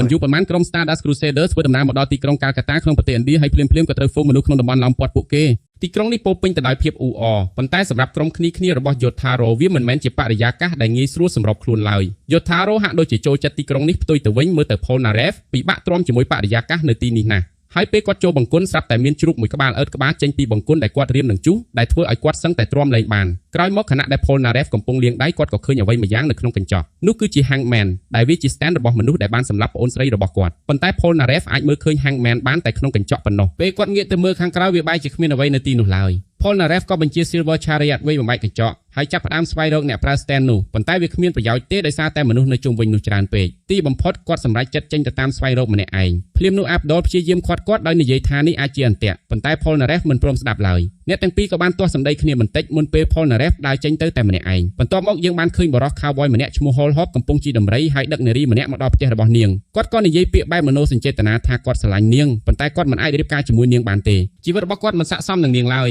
Listen, I'm just a no-good drifter, baby. Shh. This is no life for a lady. តាមពិតទៅ Hall Horse ក៏ជាអ្នកចេះប្រើ stand ម្នាក់ដែរហើយ stand របស់គាត់មានឈ្មោះថា Emperor វាគឺជាកំភ្លើងដែលគាត់អាចបង្កើតឡើងបានគ្រប់ពេលហើយគ្រាប់របស់វាគឺអាចគ្រប់គ្រងទិសដៅបានតាមចិត្តក្រោយពីបញ្ចប់បញ្ហាស្នេហារបស់ខ្លួនហើយ Hall Horse ក៏បានទៅជួបដៃគូរបស់គាត់ឈ្មោះ Jejil ដែលជាបុរសដែលមានដៃស្ដាំទាំងសងខាងដោយអ្នកទាំងពីរត្រូវបាន Dio បញ្ជូនមកទីនេះដើម្បីកម្ចាត់ក្រុម Stardust Crusaders ទាំងឯងហើយគោលដៅដំបូងរបស់ពួកគេគឺ Polnareff ស្របពេលជាមួយគ្នានេះ Polnareff កំពុងដើររក Jejil ពេញទីក្រុងប៉ុន្តែនៅតែមិនទាន់រកឃើញនោះឡើយទៅជាយ៉ាងណាគាត់មិនចាំបាច់ស្វែងរកយូរទៀតទេព្រោះ Hall Horse ក៏បានមកជួបគាត់នៅពេលនោះដូចនេះ Polnareff ក៏បានសួររក Jejil ដើម្បីសងសឹកប៉ុន្តែ Hall Horse ឆ្លើយថាបើ Polnareff ចង់ជួប Jejil គាត់ត្រូវយកឈ្នះគេជាមុនសិនបន្ទាប់មកអ្នកទាំងពីរក៏បាននិយាយឌឺដងសោយដាក់គ្នាដោយមនុស្សឈួតអញ្ចឹងពួកអ្នកប្រា stand នេះពិតជាចម្លែកមែនភ្លាមនោះ Hall Horse ក៏បានប្រហារ Polnareff ដោយប្រើកំភ្លើង stand Emperor Polnareff គិតថាគាត់អាចប្រើ Silver Chariot កាត់គ្រាប់កំភ្លើងបានប៉ុន្តែគ្រាប់កំភ្លើងនោះក៏ជាផ្នែកមួយនៃ stand ដែរ Hall Horse អាចបញ្ជាវាបត់បែនលើអាកាសបានពិតជាសមត្ថភាពដ៏ខ្លាំងគួរឲ្យសរសើរមែនគ្រាប់កំភ្លើងនោះគេចផុតពីដៅរបស់ Silver Chariot ហើយហោះសម្ដៅទៅក្បាល Polnareff ភ្លាមនៅពេលដែលគ្រាប់នោះហោះជិតទៅដល់ភ្លាមនោះ Avdol ក៏លោតមកជួយទាន់ពេលប៉ុន្តែជាអកុសល Hangman ក៏លេចឡើងនៅក្នុងផ្ទៃទឹកក្បែរនោះហើយចាក់ទម្លុះខ្នងរបស់ Avdol លើសពីនេះគ្រាប់កំភ្លើងរបស់ Hall Horse ក៏បត់ត្រឡប់មកវិញបាញ់ចំក្បាល Avdol បន្ថែមទៀតនៅពេលដែល Kakyoin មកដល់អ្វីគឺយឺតពេលទៅហើយព្រោះ Avdol បានស្លាប់បាត់ទៅហើយ Polnareff និង Kakyoin មានការសោកស្ដាយចំពោះការស្លាប់របស់ Avdol ជាខ្លាំងប៉ុន្តែពួកគេគ្មានពេលសោកស្ដាយយូរទេព្រោះ Hall Horse និង Jejil កំពុងនៅជិតពួកគេ I am sick of it. I'm so sick of it. You hear me? Jejil បន្តឌឺដង Polnareff ធ្វើឲ្យគាត់ខឹងជាខ្លាំងហើយវាកញ្ចក់ដែល Hangman កំពុងស្ថិតនៅបែកខ្ទេចប៉ុន្តែវាគ្មានប្រយោជន៍ទេដោយសារតែ Hangman អាចនៅគ្រប់កន្លែងដែលអាចឆ្លោះដោយកញ្ចក់បានដូចនេះ Stand Silver Chariot មិនអាចធ្វើអីវាបាននោះឡើយខណៈដែល Polnareff ចិត្តតច្រកភ្លាមនោះ Kakyoin ក៏បើករថយន្តធំមួយមកដល់ហើយគាត់ទាញ Polnareff ឡើងរថយន្តរួចបើករត់គេចខ្លួនភ្លាមទន្ទឹមនឹងនេះ Jotaro និង Joseph ក៏បានមកដល់កន្លែងកើតហេតុហើយបានឃើញសាកសពរបស់ Avdol ធ្វើឲ្យអ្នកទាំងពីររន្ធត់ចិត្តយ៉ាងខ្លាំង Avdol, my old friend. Polnareff និង Kakyoin ក៏ដឹងថា Hangman បានចូលមកក្នុងរថយន្តរបស់ពួកគេដូចនេះ Kakyoin គ្មានជំរឿសក៏បើករថយន្តបុករហូតក្រឡាប់ដើម្បីរំដោះខ្លួនហើយអ្នកទាំងពីររត់ចេញមកក្រៅប៉ុន្តែ Hangman នៅតែបន្តតាមប្រមាញ់ពួកគេតាមរយៈកញ្ចក់បែកដែលរាយប៉ាយពេញដីនោះក្រោយពីគេចផុតពីកញ្ចក់ទាំងនោះហើយ Hangman ក៏លេចឡើងក្នុងកែវភ្នែកក្មេងប្រុសម្នាក់នៅតាមផ្លូវតែហេតុនេះ Kakyoin គិតថាពួកគេច្បាស់ជាអស់ផ្លូវហើយប៉ុន្តែភ្លាមនោះ Polnareff ក៏បានស្វែងយល់ដឹងពីវិធីដែលអាចចាត់ការ Hangman បានហើយដឹងថា Hangman មានល្បឿនដូចពន្លឺក៏ពិតមែនប៉ុន្តែវានៅមានចំណុចខ្សោយមួយនិយាយឲ្យខ្លី Hangman គឺអាចផ្លាស់ទីពីកន្លែងមួយទៅកន្លែងមួយទៀតបានតាមរយៈខ្សែពន្លឺត្រង់មួយតែប៉ុណ្ណោះដូចនេះ Polnareff ក៏យកដីបាច់ភ្នែកក្មេងម្នាក់នោះដើម្បីបង្ខំឲ្យ Hangman ផ្លាស់ទីចូលក្នុងភ្នែករបស់គាត់វិញម្ដងរួចហើយ Kakyoin បោះកាក់មួយទៅលើអាកាសដើម្បីធ្វើជាវត្ថុដែលចំណាំងផ្លាតដូចកញ្ចក់បន្ទាប់មក Polnareff ក៏បានបាច់សាច់ចូលភ្នែកខ្លួនឯងដើម្បីបង្ខំឲ្យ Hangman លោតចេញពីភ្នែកគាត់តម្រង់ទៅរកកាក់នោះវិញនៅទីបំផុត Stand Silver Chariot របស់ Polnareff ក៏អាចស្ទាក់ចាប់ទីតាំងផ្លាស់ទីជាក់លាក់របស់ Hangman បានរួចក៏បានចាត់វាត្រូវរបួសយ៉ាងដំណំភ្លាមនោះពួកគេក៏បានលើសំឡេងស្រែករបស់ Jejil យ៉ាងខ្លាំងជាពីក្រោយប្រាសាទមួយដែលគេកំពុងលាក់ខ្លួននៅពេលនេះ Jejil លែងមាន stand ការពារខ្លួនទៀតហើយដូចនេះគ្មានអ្វីមករារាំង Polnareff បានទៀតនោះទេគាត់ក៏បានបញ្ជា Stand Silver Chariot របស់គាត់កាប់ទៅលើ Jejil យ៉ាងសាហាវដោយមិនសំចៃដៃដើម្បីបញ្ចប់ជីវិតគេសងសឹកឲ្យប្អូនស្រីរបស់ខ្លួនបានសម្រេចបន្ទាប់ពីនោះ Hall Horse ក៏បង្ហាញខ្លួនម្ដងទៀតត្រៀមប្រយុទ្ធប៉ុន្តែពេលដឹងថា Jejil ស្លាប់ភ្លាមគាត់ក៏រត់គេចខ្លួនភ្លាមតែម្ដងទោះបីជាខំរត់យ៉ាងណាក៏ដោយគាត់មិនអាចរួចខ្លួនទេព្រោះ Jotaro បានមកស្ទាក់មុខជាប់ហើយវាយគាត់មិនឲ្យពេញទំហឹង Polnareff ក៏ត្រៀមបញ្ចប់ជីវិត Hall Horse ម្នាក់ទៀតប៉ុន្តែភ្លាមនារីម្នាក់ដែលជាគូស្នេហ៍របស់ Hall Horse មុននេះបានបង្ហាញខ្លួនលោតមកអោប Polnareff ដើម្បីឃាត់គេឆ្លៀតឱកាសនោះ Hall Horse ក៏អាចរត់គេចខ្លួនបានដោយសុវត្ថិភាពនៅពេលហ្នឹង Polnareff មានការខឹងយ៉ាងខ្លាំងប៉ុន្តែ Joseph និយាយថាពេលនេះពួកគេមិនអាចធ្វើអ្វីបានទៀតទេបណ្ដោយឲ្យ Hall Horse រួចខ្លួនសិនចុះហើយ Joseph ក៏បានជួយព្យាបាលរបួសឲ្យនារីម្នាក់នោះដែលនាងមានឈ្មោះថា Nena ប៉ុន្តែអ្វីដែល Joseph មិនបានដឹងនោះគឺអ្នកណាបានលួចដាក់អ្វីម្យ៉ាងនៅលើដៃរបស់គាត់ហើយវាមើលទៅមិនមែនជារឿងល្អទាល់តែសោះក៏លេចទៅខាងលោកយាយអេញ៉ាដែលជាម្ដាយរបស់ជេយ៉ាវិញនៅពេលនេះគាត់ដឹងថាកូនប្រុសរបស់ខ្លួនបានសម្លាប់ទៅហើយភ្លាមៗនោះលោកយាយអេញ៉ាមានការខឹងសម្បារយ៉ាងខ្លាំងស្ទើរតែបាត់បង់ស្មារតីលោកយាយអេញ៉ាស្បត់ថានាងនឹងសងសឹកឲ្យកូនប្រុសរបស់នាងដោយប្រើ stand មួយដែលមានឈ្មោះថា Empress They'll regret the day they were born! ទន្ទឹមនឹងនោះក្រុម Stardust Crusaders កំពុងធ្វើដំណើរទៅកាន់ទីក្រុង Varanasi ក្នុងប្រទេសឥណ្ឌាចំណែកអូននេណាក៏បានធ្វើដំណើរជាមួយពួកគេដែរប៉ុន្តែ Joseph កំពុងមានបញ្ហាធំមួយអ្វីដែលជាប់នៅលើដៃរបស់គាត់ចាប់ផ្ដើមរីកធំឡើងបន្តិចម្ដង Joseph គិតថាវាគ្រាន់តែជាការឆ្លងមេរោគធម្មតាប៉ុណ្ណោះដូច្នេះគាត់ក៏ទៅមន្ទីរពេទ្យដើម្បីឲ្យគ្រូពេទ្យវះកាត់យកវាចេញ Joseph បិទភ្នែកខណៈដែលគ្រូពេទ្យត្រៀមចាប់ផ្ដើមវះកាត់ប៉ុន្តែពេលគាត់បើកភ្នែកឡើងវិញគ្រូពេទ្យបានស្លាប់បាត់ទៅហើយនៅពេលនោះ Joseph ក៏ដឹងការពិតអ្វីដែលនៅលើដៃរបស់គាត់គឺមិនមែនជាការឆ្លងមេរោគឡើយដោយវាគឺជា stand មួយពិតជាគួរឲ្យខ្លាចមែន Joseph ព្យាយាមកាត់វាចេញពីដៃប៉ុន្តែគ្មានប្រយោជន៍ទេដោយសារវាគឺជា stand Empress របស់លោកយាយអេញ៉ាហើយវាបានខ្លាចជាផ្នែកមួយនៃរាងកាយរបស់គាត់រួចបាត់ហើយភ្លាមនោះអ្នកគ្រូពេទ្យម្នាក់ទៀតក៏ដើរចូលមកពេលឃើញមនុស្សស្លាប់អញ្ចឹងនាងក៏គិតថា Joseph ជាឃាតករដោយសារតែ stand Empress នេះប៉ូលីសជាច្រើនក៏បានមកដល់ឃាត់ខ្លួន Joseph រួចហើយ Joseph ក៏បានខ្លាចជាជនសង្ស័យហើយត្រូវរត់គេចពីការតាមចាប់របស់ប៉ូលីសស្ថានភាពរបស់គាត់កាន់តែអាក្រក់ទៅទន្ទឹមនឹងនោះអូននេណាកំពុងនៅជាមួយ Polnareff ហើយគាត់ព្យាយាមលួងលោមនិងមើលថែនាងជំនួសសង្សារចាស់របស់នាងដោយឃើញ Joseph កំពុងរត់មកក្បែររកជំនួយនេណាក៏ព្យាយាមរកវិធីបង្អាស់ Polnareff មិនឲ្យទៅជួយ Joseph ទេខណៈនោះ Stand Empress ក៏បន្តរីកធំឡើងហើយចាប់ផ្ដើមវាយប្រហារ Joseph យ៉ាងសាហាវ Joseph រត់កាត់ផ្លូវក្នុងទីក្រុង Varanasi យ៉ាងប្រញាប់ដើម្បីស្វែងរកធុងប្រេងមួយពេលរកឃើញហើយគាត់ក៏យកដៃរបស់ខ្លួនទម្លាក់ចូលក្នុងធុងដោយសង្ឃឹមថាប្រេងនឹងអាចបញ្ឈប់ Stand Empress បានប៉ុន្តែក្នុងធុងនោះមិនមែនជាប្រេងទេ Stand Empress ផ្ទុះចេញពីក្នុងធុងហើយយកអាវុធមុតស្រួចចាក់ចំករបស់ Joseph សំណាងល្អ Joseph អាចទប់វាបានមុនពេលវាចាក់ទៅជ្រៅជាងនេះប៉ុន្តែពេលវេលារបស់គាត់ក៏ជិតអស់ដែរ Stand Empress កាន់តែខ្លាំងឡើងហើយមើលទៅជិតយកឈ្នះ Joseph បានហើយប៉ុន្តែនេះគឺជា Joseph Joestar បរិះដែលតែងតែមានផែនការទុកជាមុនភ្លាមនោះ Empress ក៏ឈប់ធ្វើចលនាទើបយើងដឹងថាអ្វីដែលនៅក្នុងធុងមិនមែនជាប្រេងទេតែវាគឺជាជ័រកស៊ូធ្យូងថ្មវាធ្វើឲ្យ Stand Empress រឹងជាប់យ៉ាងខ្លាំងមិនអាចរើខ្លួនបាន Joseph ក៏ឆ្លៀតឱកាសប្រើ Stand Hermit Purple ទាញនិងហាយ Stand Empress ជាបំណែករហូតដល់វាខ្ទេចនៅពេល Stand ត្រូវសម្លាប់ម្ចាស់របស់វាក៏ទទួលផលដូចគ្នានៅពេលនឹងដែរនេណាដែល Polnareff កំពុងត្រៀមថើបក៏ផ្ទុះស្លាប់ភ្លាមដែលធ្វើឲ្យ Polnareff មានការគាំងជាខ្លាំងការពិតនេណាគ្រាន់តែជាអ្នកប្រើ Stand ដែលបន្លំរូបរាងតែប៉ុណ្ណោះហើយនាងគឺជាឃាតករស្រីដ៏សាហាវនិងគ្មានមេត្តាគួរឲ្យអាណិត Polnareff មែនទែនស្នេហាលើកនេះបញ្ចប់យ៉ាងឈឺចាប់ខ្លាំងជាងពេលសារភាពគេមិនស្រឡាញ់ទៅទៀតក្រោយមកក្រុម Stardust Crusaders ក៏ជួលរថយន្តមួយគ្រឿងហើយបន្តដំណើរឆ្ពោះទៅគោលដៅបន្ទាប់ប៉ុន្តែពួកគេមិនបានដឹងឡើយថាមានមនុស្សម្នាក់កំពុងតាមដានពួកគេពីខាងក្រោយក្រុម Stardust Crusaders កំពុងធ្វើដំណើរឆ្ពោះទៅព្រំដែនប្រទេសប៉ាគីស្ថាន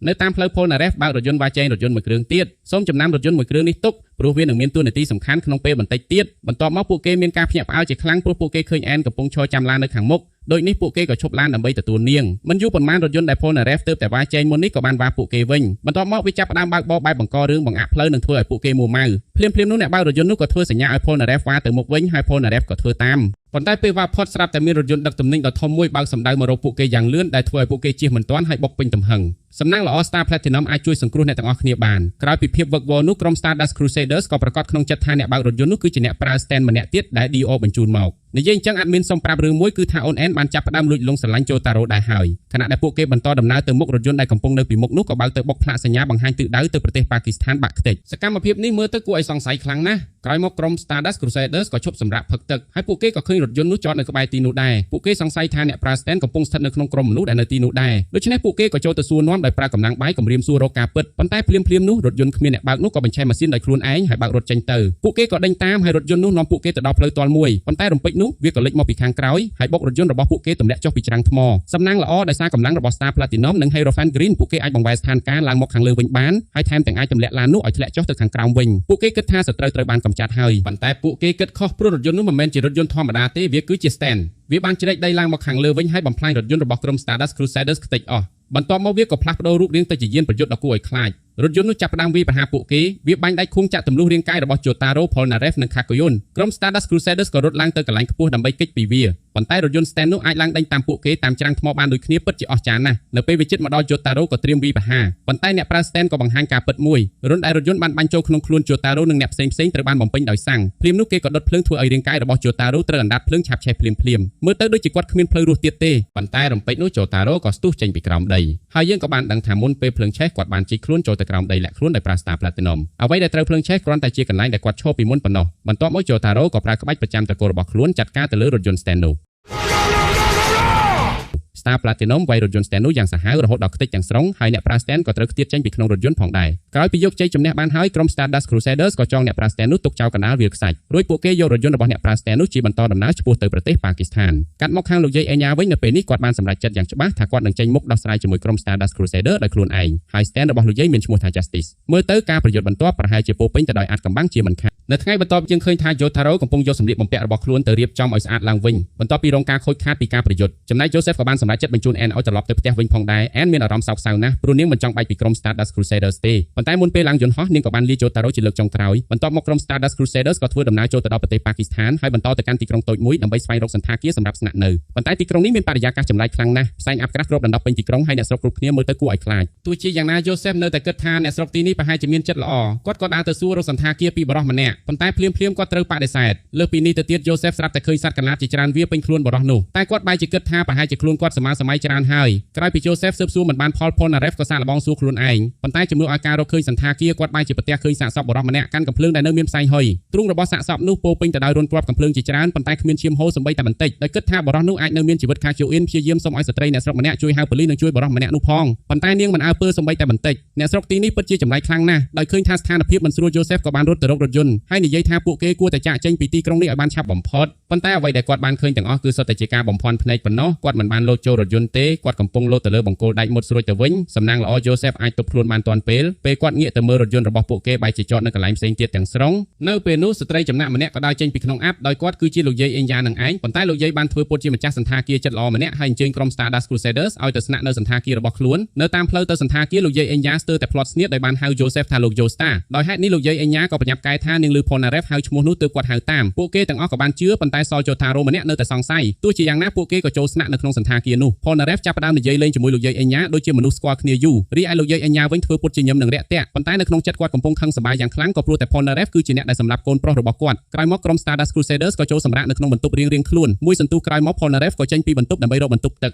ទន្ទឹមនឹងនោះ Hol Horse ក៏មកដល់សន្តាគារនេះដែរគាត់និយាយថាគាត់មកទីនេះដើម្បីសងសឹកឲ្យជ័យយ៉ែលលោកយាយអេញយ៉ាធ្វើពុតជាជឿពាក្យសម្ដីរបស់ Hol Horse ប៉ុន្តែភ្លាមលោកយាយអេញយ៉ាក៏យកកាំបិតចាក់ទម្លុះដៃរបស់ Hol Horse មូលហេតុដែលលោកយាយធ្វើបែបនេះគឺដោយសារតែលោកយាយបានដឹងថា Hol Horse បានរត់ចោលកូនប្រុសរបស់គាត់នៅពេលប្រយុទ្ធដូច្នេះគាត់ក៏ចង់សម្លាប់ Hol Horse ចោលដែរដោយសារតែដៃរបស់ Hol Horse មានរបួស stand របស់លោកយាយអេញយ៉ាដែលមានឈ្មោះថា Justice ក៏អាចចូលទៅក្នុងរាងកាយរបស់ Hol Horse បានសមត្ថភាពរបស់ Justice គឺអាចចូលតាមរបួសនិងបឺតឈាមជនរងគ្រោះហើយគ្រប់គ្រង stand របស់ពួកគេឲ្យខ្លាចជាកូនចៅ stand Justice របស់លោកយាយពិតជាគួរឲ្យខ្លាចមែនក្រោយពីគ្រប់គ្រង Hol Horse បានហើយលោកយាយអេញយ៉ាក៏បញ្ជាឲ្យគេប្រើ stand Emperor បាញ់សម្លាប់ខ្លួនឯងបន្ទាប់មកលោកយាយក៏បានយកសាកសពទៅលាក់ប៉ុន្តែភ្លាមនោះ Polnareff ក៏បានកំពុងតែដើរចូលមកដើម្បីរកបន្ទប់ទឹកខណៈពេល Polnareff ជិតដើរចូលមកទាន់លោកយាយអេញយ៉ាដែលកំពុងលាក់សាកសពរបស់ Hol Horse ក៏ធ្វើពុតជាដួលទៅនឹងដីខណៈដែល Polnareff រវល់ជួយលោកយាយភ្លាមនោះលោកយាយក៏បានលួចប្រើថាមពលអូសសាកសពរបស់ Hol Horse ទៅលាក់នៅក្រោមសាឡុង Polnareff មិនបានសង្ស័យអ្វីទាល់តែសោះគាត់ថែមទាំងជួយម៉ាស្សាស្មាឲ្យលោកយាយអេញយ៉ាហើយឲ្យលោកយាយចាត់ទុកគាត់ដូចជាកូនប្រុសរបស់ខ្លួនបានពាក្យទាំងនោះធ្វើឲ្យលោកយាយអេញយ៉ាខឹងសម្បារហូតស្ទើរតែទប់អារម្មណ៍មិនបានភ្លាមនោះ Hol Horse ក៏លូនចេញពីក្រោមសាឡុងវិ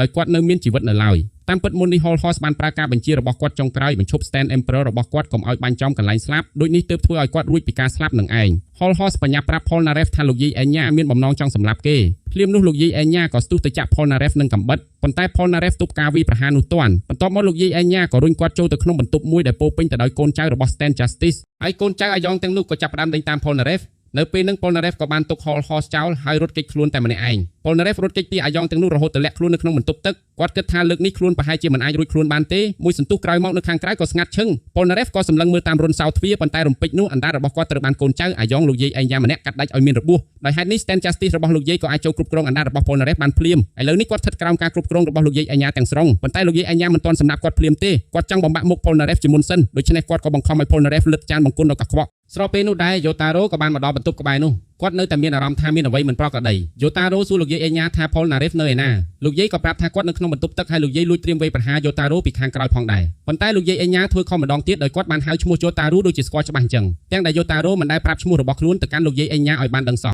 I know exactly where he is, Mr. Jotaro. How did you know my name is Jotaro?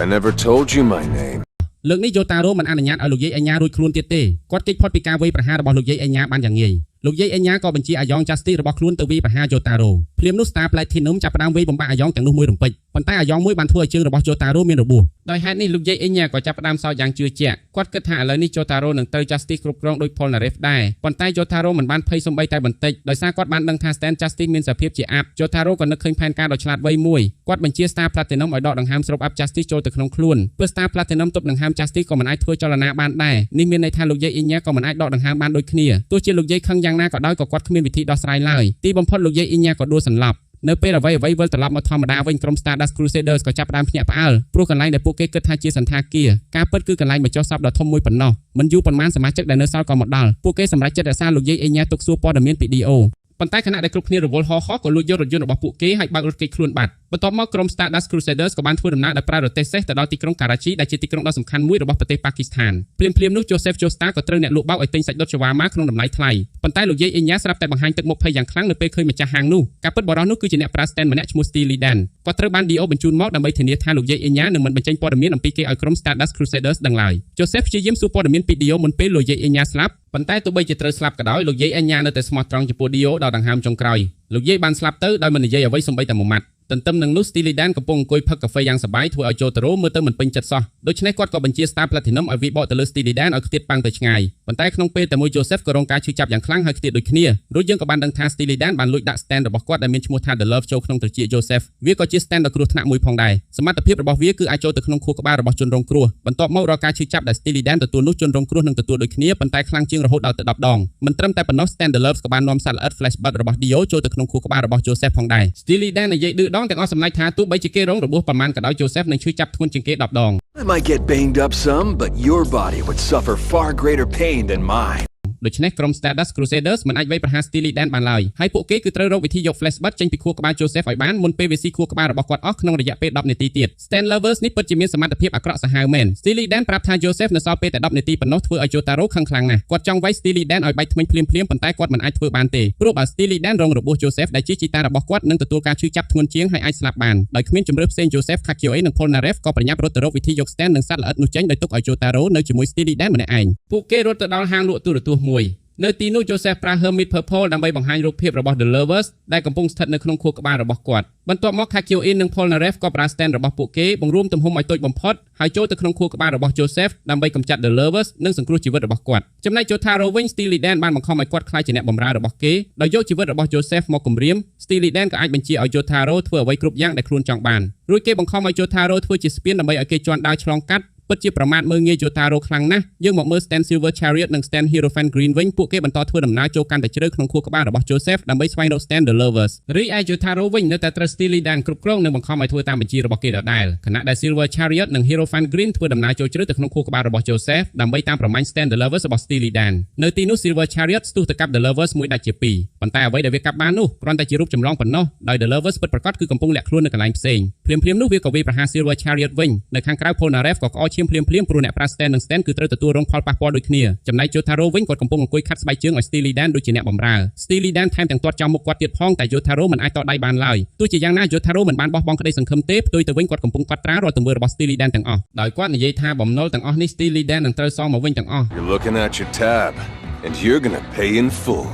I wrote it down so I won't forget. នេះហើយគឺជា style ប្រចាំតកូលរបស់ Jotaro ត្រឡប់មកខាង Joseph វិញស្ថានភាពនៅក្នុងខួរក្បាលរបស់គាត់កាន់តែអាក្រក់ឡើងបន្ទាប់ពី Silver Chariot កាប់ The Lovers ភ្លាមនោះវាបែរជាអាចបំបែកខ្លួនទៅជាច្រើន Hierophant Green និង Silver Chariot ព្យាយាមកម្ចាត់ពួកវាម្ដងហើយម្ដងទៀតប៉ុន្តែគ្រប់ពេលដែលពួកវាត្រូវបំផ្លាញវាបែរជាបង្កើតគ្នាកាន់តែច្រើនថែមទៀតបន្ទាប់មកយើងក៏បានដឹងថាតាមពិតទៅតារាបណា The Lovers ពិតប្រាកដនៅមិនទាន់ត្រូវបានសម្លាប់នោះរូបចម្លងទាំងនេះនឹងបន្តកើនឡើងមិនចេះចប់ទន្ទឹមនឹងនេះ Steely Dan បញ្ជាឲ្យ Jotaro លួចខ្សែដៃមាសពីហាងមួយភ្លាមបន្ទាប់ពី Jotaro ធ្វើតាម Steely Dan ក៏ស្រែកថា Jotaro ជាចោរធ្វើឲ្យម្ចាស់ហាងនិងមនុស្សនៅទីនោះនាំគ្នាវាយ Jotaro យ៉ាងដំណំរួចក៏បោះគាត់ចេញមកតាមផ្លូវ Steely Dan ឈរមើលទាំងសោយ៉ាងសប្បាយចិត្តគាត់គិតថាមិនយូរទៀត Joseph នឹងស្លាប់ព្រោះ Jotaro មិនអាចធ្វើអ្វីបានឡើយប៉ុន្តែគាត់គិតខុសហើយនៅពេលនោះ Kakyoe ប្រើភាពឆ្លាតវៃរបស់ខ្លួនរកឃើញទីតាំងរបស់ The Love ពិតប្រាកដ Hierophant Green ក៏វាចង់វាយ៉ាងពេញទំហឹងភ្លាមនោះថ្ងាសរបស់ Steely Dan ក៏ហូរឈាមយ៉ាងខ្លាំង The Lovers ដឹងថាស្ថានភាពមិនល្អក៏បញ្ញាប់រត់ចេញពីខួរក្បាលរបស់ Joseph ត្រឡប់ទៅរកម្ចាស់របស់វាវិញនៅពេលនោះ Joseph ក៏ប្រើថាមពល Harmon បំផ្លាញ Flashback ដែលនៅក្នុងខួរក្បាលរបស់ខ្លួនព្រាបបំផុតជីវិតរបស់គាត់ក៏ត្រូវបានសង្គ្រោះហើយអ្នកដែលជួយគាត់បានគឺមិត្តរួមដំណើររបស់គាត់ទាំងពីរនាក់ចំណែក Steely Dan វិញពេលដឹងថាខ្លួនចាញ់ហើយគាត់ក៏ចាប់ផ្ដើមបង្វល់សុំជីវិតពី Jotaro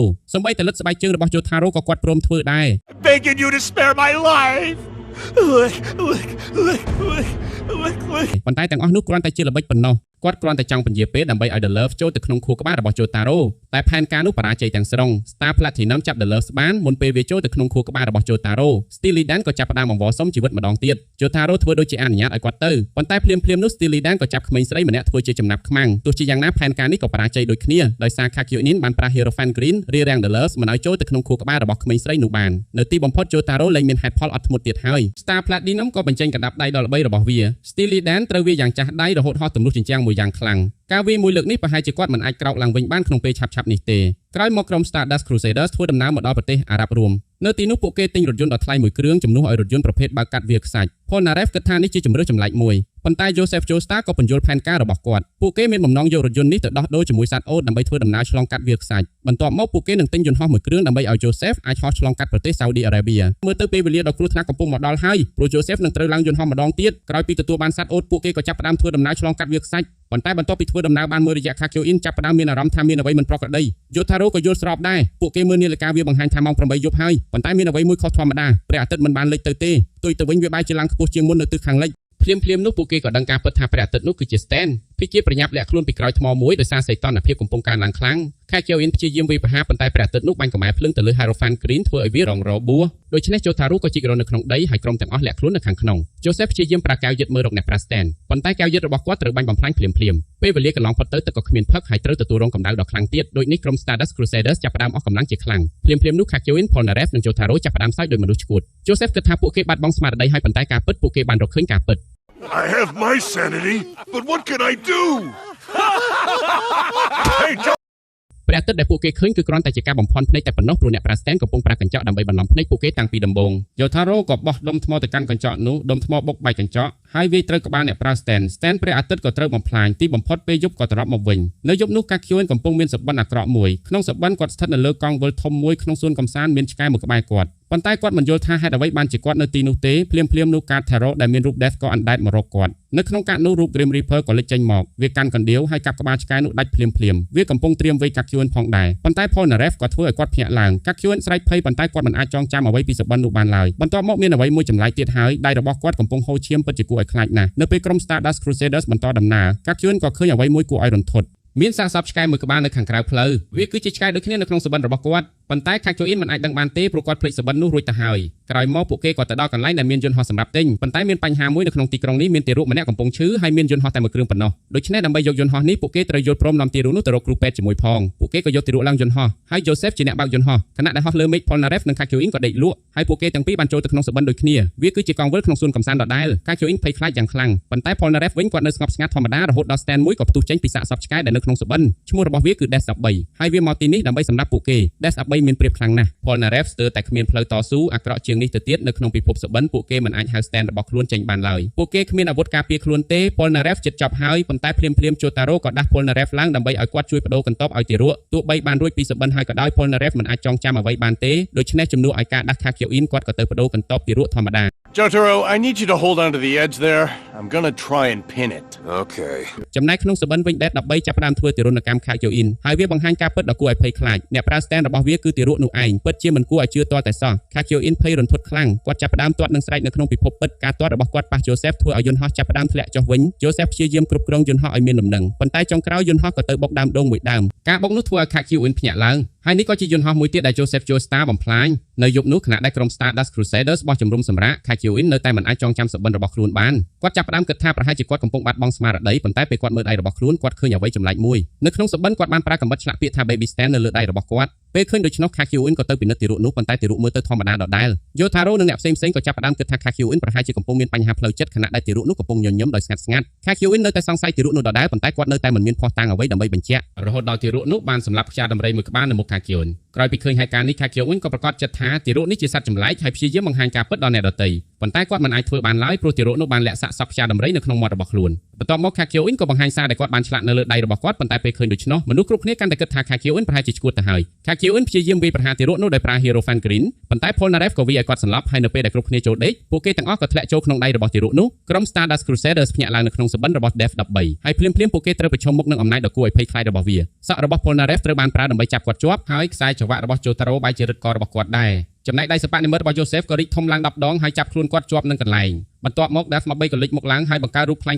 ៗរបស់ Star Platinum ខ្លាំងៗនោះក៏វាយ Jotaro យ៉ាងដំណំ Death 3បញ្យល់ថាវិធីតែមួយដែលអាចនាំ Stan ចូលទៅក្នុងពិភពសុបិនបានគឺត្រូវដេកលក់ស្របពេលដែលបានហៅ Stan របស់ខ្លួនចេញមកហើយដោយសារតែក្រុម Jojo មិនបានធ្វើបែបនោះពួកគេគ្មានឱកាសប្រយុទ្ធឡើយប៉ុន្តែមានមនុស្សម្នាក់បានធ្វើវាហើយមនុស្សនោះគឺ Kakien ពេល Polnareff វាយគាត់ឲ្យសន្លប់កាលនោះ Hero Fan Green កំពុងត្រូវបានហៅចេញរួចហើយមានន័យថាវាបានចូលមកក្នុងពិភពសុបិននេះជាមួយគាត់ភ្លាមៗ Kakien ចាប់ផ្ដើមវាយប្រហារ Death 3យ៉ាងខ្លាំងគាត់ប្រើ Hero Fan Green ចាប់កនឹងបំបាក់ Death 3ខណៈដែលនៅក្នុងពិភពពិតទារកនោះក៏ទទួលរងការឈឺចាប់ដូចគ្នាទារកនោះព្យាយាមវាយប្រហារបកវិញដោយ Death 13ប៉ុន្តែ Kakien បានគិតទុកជាមុនរួចហើយគាត់បានលួចចូលទៅខាងក្នុង Death 13ហើយគ្រប់គ្រងវាពីខាងក្នុងដោយគ្មានផ្លូវតស៊ូទៀតគាត់បង្ខំឲ្យទារកនោះចុះចាញ់ទីបំផុតសុបិនអាក្រក់នេះក៏ត្រូវបានបញ្ចប់ Kakien ពិតជាខ្លាំងមែនទែននៅថ្ងៃបន្ទាប់មនុស្សគ្រប់គ្នាភ្ញាក់ឡើងហើយភ្លេចអំពីសុបិនទាំងអស់លើកលែងតែ Kakien ម្នាក់ប៉ុណ្ណោះគាត់ប្រាប់ទារកនោះថាគាត់នឹងទុកជីវិតឲ្យវាព្រោះវានៅតែជាទារកប៉ុន្តែបើវាហ៊ានរំខានពួកគេម្ដងទៀត Kakien នឹងដាក់ទោសវាដោយខ្លួនឯងបន្ទាប់មក Kakien ក៏យកអាចទារកមួយចំនួនទៅលាយជាមួយអាហារហើយ Joseph ក៏យកអាហារនោះទៅឲ្យទារកញ៉ាំនិយាយតាមត្រង់សុខចិត្តឲ្យគេវាយល្អជាងមកត្រូវញ៉ាំរបស់ខ្លួនឯងបែបនេះ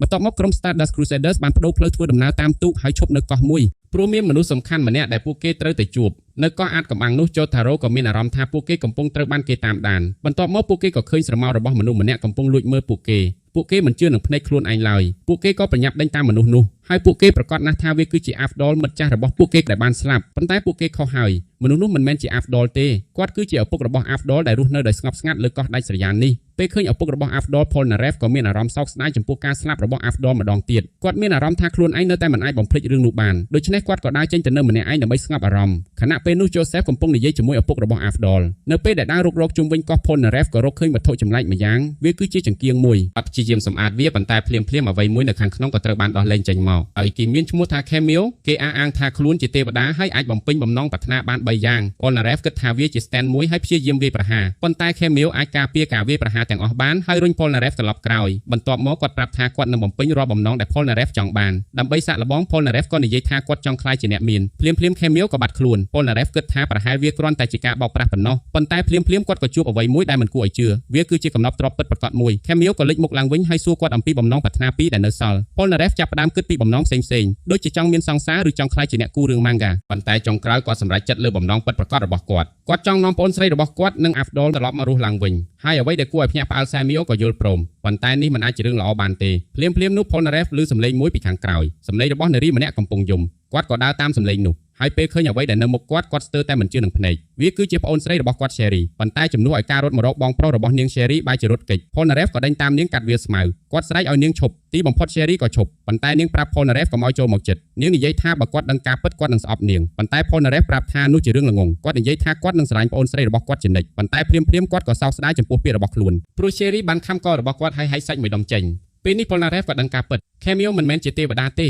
េវាគឺជា Stand ហើយវាបានបង្កើត Sherry คล้ายៗដែលមានរូបរាងដូចបិសាចដើម្បីធ្វើទរណកម្មចិត្ត Polnareff រួចហើយ Polnareff ព្យាយាមប្រើបំណងប្រាថ្នារបស់ខ្លួនដើម្បីឲ្យ Sherry បាត់ទៅប៉ុន្តែ Cameo ប្រាប់ថាគាត់មិនអាចធ្វើបែបនោះបានទេព្រោះ Polnareff បានប្រើបំណងទី3រួចហើយបំណងនោះគឺការនាំ Afdol ត្រឡប់មករស់ឡើងវិញប៉ុន្តែឥឡូវនេះ Polnareff យល់ថាមានអ្វីមួយខុសប្រក្រតីគាត់ក៏ស្រែកថាសូមឲ្យប្អូនស្រីរបស់ខ្ញុំត្រឡប់ទៅភ្នូររបស់នាងវិញដើម្បីឲ្យនាងអាចសម្រាកដោយសុខសាន្ត Make my sister return to her grave so she can rest in peace បន្ទាប់មក Cameo បង្កើតរូបបិសាចរបស់ Afdol ឡើងមកផងដែររូប Afdol คล้ายៗនោះបានវាយ Polnareff មួយដៃយ៉ាងខ្លាំងរួចហើយវានឹង Sherry คล้ายៗក៏ចាប់ផ្ដើមខំហែកសាច់ពីរាងកាយរបស់ Polnareff នៅពេលហ្នឹង Polnareff ព្យាយាមតស៊ូដោយប្រើ Stand Silver Chariot ប៉ុន្តែ Cameo អាចបញ្ឈប់ Stand របស់គាត់បានដោយគ្មានជំរឿផ្សេងទៀត Polnareff ក៏បោះបង់ការតស៊ូគាត់ទទួលយកជោគវាសនារបស់ខ្លួនសម្រាប់គាត់ការស្លាប់ដោយដៃរបស់ប្អូនស្រីនិងមិត្តរបស់គាត់គឺមិនមែនជារឿងដែលអាក្រក់ទេប៉ុន្តែភ្លាមៗគាត់ក៏ឃើញអ្វីមួយចម្លែកមើលទៅដូចជា Afdol 2នាក់ Polnareff គិតថាគាត់ប្រហែលជាកំពុងមើលឃើញអ្វីដែលមិនមែនជាការពិតប៉ុន្តែវាមិនមែនជាការស្រមៃទេព្រោះភ្លាមៗនោះ Magician's Red ក៏លេចចេញមកវាបាញ់ភ្លើងដុត Afdol คล้ายៗនោះឲ្យឆេះបាត់ហើយនេះក៏ជាការលេចមុខដ៏អស្ចារ្យមួយក្នុងប្រវត្តិសាស្ត្រដោយ Muhammad Afdol គឺនៅរស់ពិតមែន Polnareff ភ្ញាក់ផ្អើលយ៉ាងខ្លាំងគាត់សួរថាតើអ្នកពិតជា Muhammad Afdol មែនឬ Are you really Muhammad Afdol? Yes, you have better believe I am. ការពិតគឺគ្រាប់កាំភ្លើងរបស់ Holhoff មិនបានបាញ់ចំក្បាល Afdol ដោយផ្ទាល់ទេវាគ្រាន់តែកោសក្បាលរបស់គាត់ប៉ុណ្ណោះហើយ Afdol អាចរស់រានមានជីវិតបានបន្ទាប់មក Afdol ចាប់ផ្ដើមប្រយុទ្ធជាមួយ Cameo ដោយប្រើ Magician's Red ប៉ុន្តែការប្រយុទ្ធមិនមែនងាយស្រួលឡើយ Cameo គឺជាគូប្រជែងដ៏រឹងមាំចំណែក Polnareff វិញគាត់ត្រូវប្រឈមមុខនឹងអារម្មណ៍ឈឺចាប់ពីអតីតកាលរបស់គាត់ក៏សម្រេចចិត្តបំផ្លាញ Sherry คล้ายៗដែលមានរូបរាងដូចប្អូនស្រីរបស់គាត់ A hunk of dirt! ទីបំផុតគាត់អាចយកឈ្នះលើការឈឺចាប់នៅក្នុងចិត្តរបស់ខ្លួនបានប៉ុន្តែវាជាពេលវេលាដ៏សោកសៅផងដែរបន្ទាប់មក Abdul និង Polnareff ក៏ប្រឈមមុខនឹង Cameo 2 ទល់នឹង 1ប៉ុន្តែតាមពិត Abdul ម្នាក់ឯងក៏គ្រប់គ្រាន់ដើម្បីកម្ចាត់សត្រូវនេះហើយមូលហេតុដែលគាត់មិនបានប្រើកម្លាំងពេញលេញពីដំបូងគឺដោយសារគាត់មិនទាន់ជាសះស្បើយពីបួសបន្ទាប់មក Abdul ក៏ប្រើ Magician Thread វាយបំផ្លាញ Cameo រហូតដល់វាបាត់បង់រាងកាយដូច្នេះពួកគេក៏ចាប់ផ្ដើមស្វែងរកអ្នកប្រើ stand នោះក្រោយពីស្វែងរកមួយរយៈពួកគេរកឃើញបំពង់មួយដុសចេញពីដីបន្ទាប់ពីបញ្ជាក់ថាមានមនុស្សម្នាក់កំពុងប្រើវាសម្រាប់ដកដង្ហើមពួកគេចាប់ផ្ដើមធ្វើទរណកម្មអ្នកប្រើ stand ពួកគេបញ្ចូលរបស់ផ្សេងៗតាមបំពង់នោះដូចជាដីខ្សាច់ស្រមោចពីងពីងហើយសូម្បីតែឈើគូកំពុងឆេះប៉ុន្តែរឿងមិនទាន់ចប់ទេ Polnareff និង Abdul ក៏បញ្ចប់ការធ្វើទរណកម្មដោយនាំចូលក្នុងបំពង់នោះធ្វើឲ្យអ្នកប្រើ stand មិនអាចទ្រាំបានទៀតហើយលេចចេញមកសុំការអភ័យទោសពិតជាឈួតមែន JoJo រដូវកាលទី3មានឈុតឆាកបែបនេះច្រើនណាស់បន្ទាប់មក Abdul ក៏ប្រើ Magician Thread ដុតគាត់ឲ្យឆេះរហូតដល់ចប់ហើយការប្រយុទ្ធក៏បញ្ចប់ពេល Polnareff ត្រឡប់ទៅជួបក្រុម Crusaders វិញគាត់រំភើបយ៉ាងខ្លាំងហើយចង់ប្រាប់គ្រប់គ្នាថា Abdul នៅរស់ប៉ុន្តែគ្មាននរណាម្នាក់មានប្រតិកម្មអ្វីឡើយព្រោះមនុស្សគ្រប់គ្នាលើកលែងតែ Polnareff បានដឹងរួចទៅហើយថា Abdul នៅរស់មូលហេតុគឺ Polnareff ជាមនុស្សនិយាយច្រើនពេកពួកគេខ្លាចថាបើប្រាប់ការពិតគាត់អាចនឹងបង្ហាញអាថ៌កំបាំងនេះទៅសត្រូវ Polnareff ខឹងខ្លាំងហើយនិយាយថាហេតុអ្វីបានជាលាក់រឿងនេះមិនឲ្យគាត់ដឹង How dare you leave me out of the loop?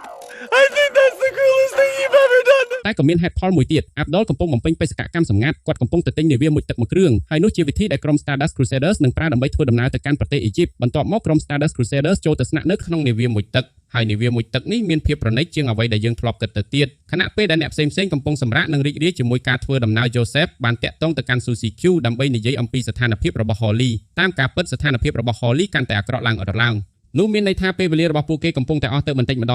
ងប៉ុន្តែ Joseph នៅតែប្រាប់ Suzy Q ថាគ្មានអ្វីកើតឡើងឡើយព្រោះបើ Suzy Q មានការសង្ស័យនាងនឹងធ្វើដំណើរទៅជប៉ុនហើយឃើញដោយផ្ទាល់ថា Holly កំពុងមានជំងឺនៅពេលដូចគ្នាសមាជិកផ្សេងទៀតនៃក្រុមកាន់តែមានការតាំងចិត្តក្នុងការកម្ចាត់ Dio បន្ទាប់ពីធ្វើដំណើរអស់រយៈពេលយ៉ាងយូរទីបំផុតពួកគេបានមកដល់ឆ្នេរសមុទ្រនៃទ្វីបអាហ្វ្រិកពួកគេកំពុងអង្គុយផឹកកាហ្វេយ៉ាងស្ងប់ស្ងាត់ប៉ុន្តែភ្លាមពួកគេសង្កេតឃើញអ្វីមួយចម្លែកមានកែវកាហ្វេចំនួន6ខណៈដែលសមាជិកក្រុមមានតែ5នាក់ប៉ុណ្ណោះហើយកែវទី6នោះភ្លាមបានវាយប្រហារ Joseph វាបង្ហាញរូបរាងពិតរបស់ខ្លួនដោយវាគឺជា stand មួយឈ្មោះ High Priestess stand នេះបានកាត់ដៃសិប្បនិមិត្តរបស់ Joseph ចេញហើយវាយគាត់ឲ្យសន្លប់បន្ទាប់មកវាក៏បាត់ខ្លួនចូលទៅក្នុងនាវាមួយទឹកសមត្ថភាពរបស់ High Priestess គឺអាចផ្លាស់ប្ដូររូបរាងរបស់ខ្លួនឲ្យដូចវត្ថុជុំវិញខ្លួនបានហើយវាចាប់ផ្ដើមបំផ្លាញនាវាមួយទឹកពីខាងក្នុងទៅក្រៅទឹកសមុទ្រចាប់ផ្ដើមហូរចូលខ្យល់អុកស៊ីហ្សែនក៏កាន់តែតិចទៅពួកគេកំពុងជាប់នៅក្នុងស្ថានភាពគ្រោះថ្នាក់នៅពេលនោះ Suzy Q បានទូរស័ព្ទមកដើម្បីនិយាយជាមួយ Joseph ប៉ុន្តែអ្នកដែលលើកទូរស័ព្ទគឺ Jotaro បានប្រាប់ជីដូនរបស់គាត់ថាកុំបារម្ភអីអ្វីនៅតែមានសុវត្ថិភាពបន្ទាប់មកក្រុម Crusaders ចាប់ផ្ដើមស្វែងរក High Priestess ប៉ុន្តែ Stan នេះគឺជាអ្នកជំនាញខាងបន្លំខ្លួនវាអាចលាក់ខ្លួនបានយ៉ាងល្អហើយវាប្រហារ Kajin ពីក្រោយបន្ទាប់មកវាក្រុងធ្វើដូចគ្នាជាមួយ Abdul ប៉ុន្តែ Star Platinum របស់ Jotaro ចាប់វាបានទាន់ពេល Jotaro ព្យាយាមកំទេចក្បាលរបស់វាប៉ុន្តែ High Priestess ប្រែក្លាយខ្លួនទៅជាឡាមុតស្រួចហើយកាត់ដៃ Star Platinum Silver Chariot ព្យាយាមកាត់វាប៉ុន្តែมันអាចធ្វើអ្វីបាន Magician Thread ក៏ព្យាយាមដុតវាប៉ុន្តែក៏បរាជ័យដែរច្បាស់ណាស់ High Priestess គឺជាសត្រូវដ៏លំបាកមួយដូច្នេះក្រុម Crusaders ត្រូវរត់គេចទៅបន្ទាប់នៅពេលនោះ Joseph និយាយថាគាត់មានផែនការមួយផែនការរបស់ Joseph គឺសាមញ្ញពួកគេត្រូវយកឧបករណ៍មួយទឹកហើយហែឡើងទៅលើផ្ទៃទឹកនៅទីនោះពួកគេអាចប្រយុទ្ធជាមួយ High Priestess នៅកន្លែងទលេបានប៉ុន្តែវាមិនងាយស្រួលដូចដែលគិតឡើយពួកគេស្ថិតនៅជម្រៅប្រហែល400ម៉ែត្រក្រោមផ្ទៃសមុទ្រហើយនៅក្នុងទឹកជុំវិញពួកគេមានអ្វីមួយយ៉ាងកំពុងរងចាំដែលអាចធ្វើឲ្យការរត់គេចរបស់ពួកគេកាន់តែគ្រោះថ្នាក់ក្រុម Stardust Crusaders ពាក់ឧបករណ៍មួយទឹកហើយត្រៀមចាក់ចេញពីនាវាមួយទឹកបន្ទាប់ពីមានរឿងកំប្លែងបន្តិចរវាង Polnareff និង Kajin ទីបំផុតពួកគេត្រៀមខ្លួនរួចរាល់ដើម្បីចេញដំណើរប៉ុន្តែភ្លាមពួកគេរកឃើញថា High Priestess បានលាក់ខ្លួនជាផ្នែកមាត់របស់ឧបករណ៍មួយទឹករបស់ Polnareff វាខាំមុខរបស់ Polnareff មុនពេលចូលទៅក្នុងមាត់របស់គាត់ប៉ុន្តែសំណាងល្អ Kajin និង Joseph អាចទាញវាចេញបានទាន់ពេលបន្ទាប់មក High Priestess ប្រែក្លាយខ្លួនទៅជាកំភ្លើងបាញ់មួយទឹកហើយវាយប្រហារពួកគេប៉ុន្តែក្រុម Crusaders អាចរត់គេចចេញពីនាវាមួយទឹកបានដោយគ្មានរបួសធ្ងន់ធ្ងរទោះយ៉ាងណាពួកគេនៅតែមិនទាន់មានសុវត្ថិភាពទេពួកគេចាប់ផ្ដើមធ្វើដំណើរឆ្លងកាត់បាតសមុទ្រទីបំផុតពេលដែលពួកគេត្រៀមហែលឡើងទៅលើផ្ទៃទឹកពួកគេឃើញអ្វីមួយដ៏ធំសម្បើមនៅក្នុងបាតសមុទ្រវាគឺជាមុខយក្សមួយហើយ Stand High Priestess នឹងឯងដោយសារតែវានៅជិតម្ចាស់ Stand របស់វាជាងមុន High Priestess បានក្លាយជាធំនិងមានកម្លាំងខ្លាំងជាងមុនយ៉ាងខ្លាំងវាចាប់ផ្ដើមស្រូបយកក្រុម Crusaders ចូលទៅក្នុងខ្លួនម្ចាស់ Stand នោះប្រាប់ថានាងនឹងសម្លាប់ពួកគេទាំងអស់ប៉ុន្តែនាងមានការសោកស្ដាយបន្តិចព្រោះ Jotaro គឺជាប្រភេទមនុស្សដែលនាងចូលចិត្តដូច្នេះ Jotaro សម្រេចចិត្តប្រើវិធីមួយគាត់ចាប់ផ្ដើមនិយាយពាក្យស្នេហាជាមួយនាងដើម្បីពន្យាពេលវេលាហើយអ្នកដទៃទៀតក៏ចូលរួមលេងតាមផងដែរស្ទើរតែវាដំណើរការប៉ុន្តែម្ចាស់ Stand ចាប់ផ្ដើមដឹងថាពួកគេកំពុងលេងសើចដាក់នាងខឹងយ៉ាងខ្លាំងហើយនិយាយថាពួកអ្នកទាំងអស់នេះមិនមានពាក្យណាមួយដែលនិយាយចេញពីចិត្តពិតទេខ្ញុំនឹងសម្លាប់អ្នកទាំងអស់គ្នា You bastards didn't mean a single word of that! I'll kill you all! ភ្លាម Jotaro ត្រូវបាន High Priestess ចាប់ចូលទៅក្នុងធ្មេញរបស់វាខណៈពេលដែល Crusader ផ្សេងទៀតមិនអាចធ្វើអ្វីបាន High Priestess ចាប់ផ្ដើមបិទធ្មេញដើម្បីកំទេច Jotaro ប៉ុន្តែកុំបារម្ភព្រោះ Jotaro គឺជាតួឯកគាត់ប្រើ Star Platinum ដើម្បីវាយបំបែកផ្លូវចេញពីខាងក្នុងធ្មេញរបស់ High Priestess បន្ទាប់មកគាត់ក៏បំបីថ្មីដែលនៅសល់ទាំងអស់របស់វាការវាប្រហារនោះបំផ្លាញ High Priestess និងយកឈ្នះម្ចាស់ Stand របស់វាហើយទីបំផុតពួកគេធ្វើបានសម្រេចក្រោយពីធ្វើដំណើរអស់រយៈពេល30ថ្ងៃក្រុម Stardust Crusaders បានមកដល់ប្រទេសអ៊ីជីបជាផ្លូវការប៉ុន្តែដំណើររបស់ពួកគេនៅមិនទាន់ចប់ឡើយដែលយោនៅរស់ហើយគាត់នៅមានអ្នកប្រើ Stand ដ៏គួរឲ្យខ្លាចជាច្រើនទៀតនៅក្នុងដៃនៅប្រទេសអ៊ីជីបភ្លាមនោះ Jotaro និង Joseph បានតាក់ទងទៅ Suzy Q ដើម្បីប្រាប់ស្ថានភាពនិងជូនពរឲ្យពួកគេទទួលជោគជ័យជាមួយនឹងមិត្តរួមដំណើររបស់ពួកគេក្រុម Joestar ត្រៀមខ្លួនធ្វើគ្រប់យ៉ាងដើម្បីបញ្ចប់ជីវិតរបស់ Dio និងជួយសង្គ្រោះ Holly ហើយឥឡូវនេះសមរភូមិនៅប្រទេសអ៊ីជីបកំពុងចាប់ផ្ដើមហើយមិនយូរប៉ុន្មានក្រុម Stardust Crusaders ក៏បានធ្វើដំណើរទៅជួបក្រុម Speedwagon Foundation ហើយពួកគេនឹងជួបសមាជិកថ្មីបំផុតនិងជាសមាជិកចុងក្រោយដែលចូលរួមជាមួយក្រុមរបស់ពួកគេឈ្មោះ Iggy Stand របស់វាមានឈ្មោះថា The Fool ហើយអ្វីដែលពិសេសនោះគឺវាជាឆ្កែមួយក្បាលប៉ុន្តែវាមិនមែនជាឆ្កែធម្មតាទេពេលបានជួបក្រុម Crusader ភ្លាម Iggy ចាប់ផ្ដើមទាញសក់របស់ Polnareff ហែកចេញ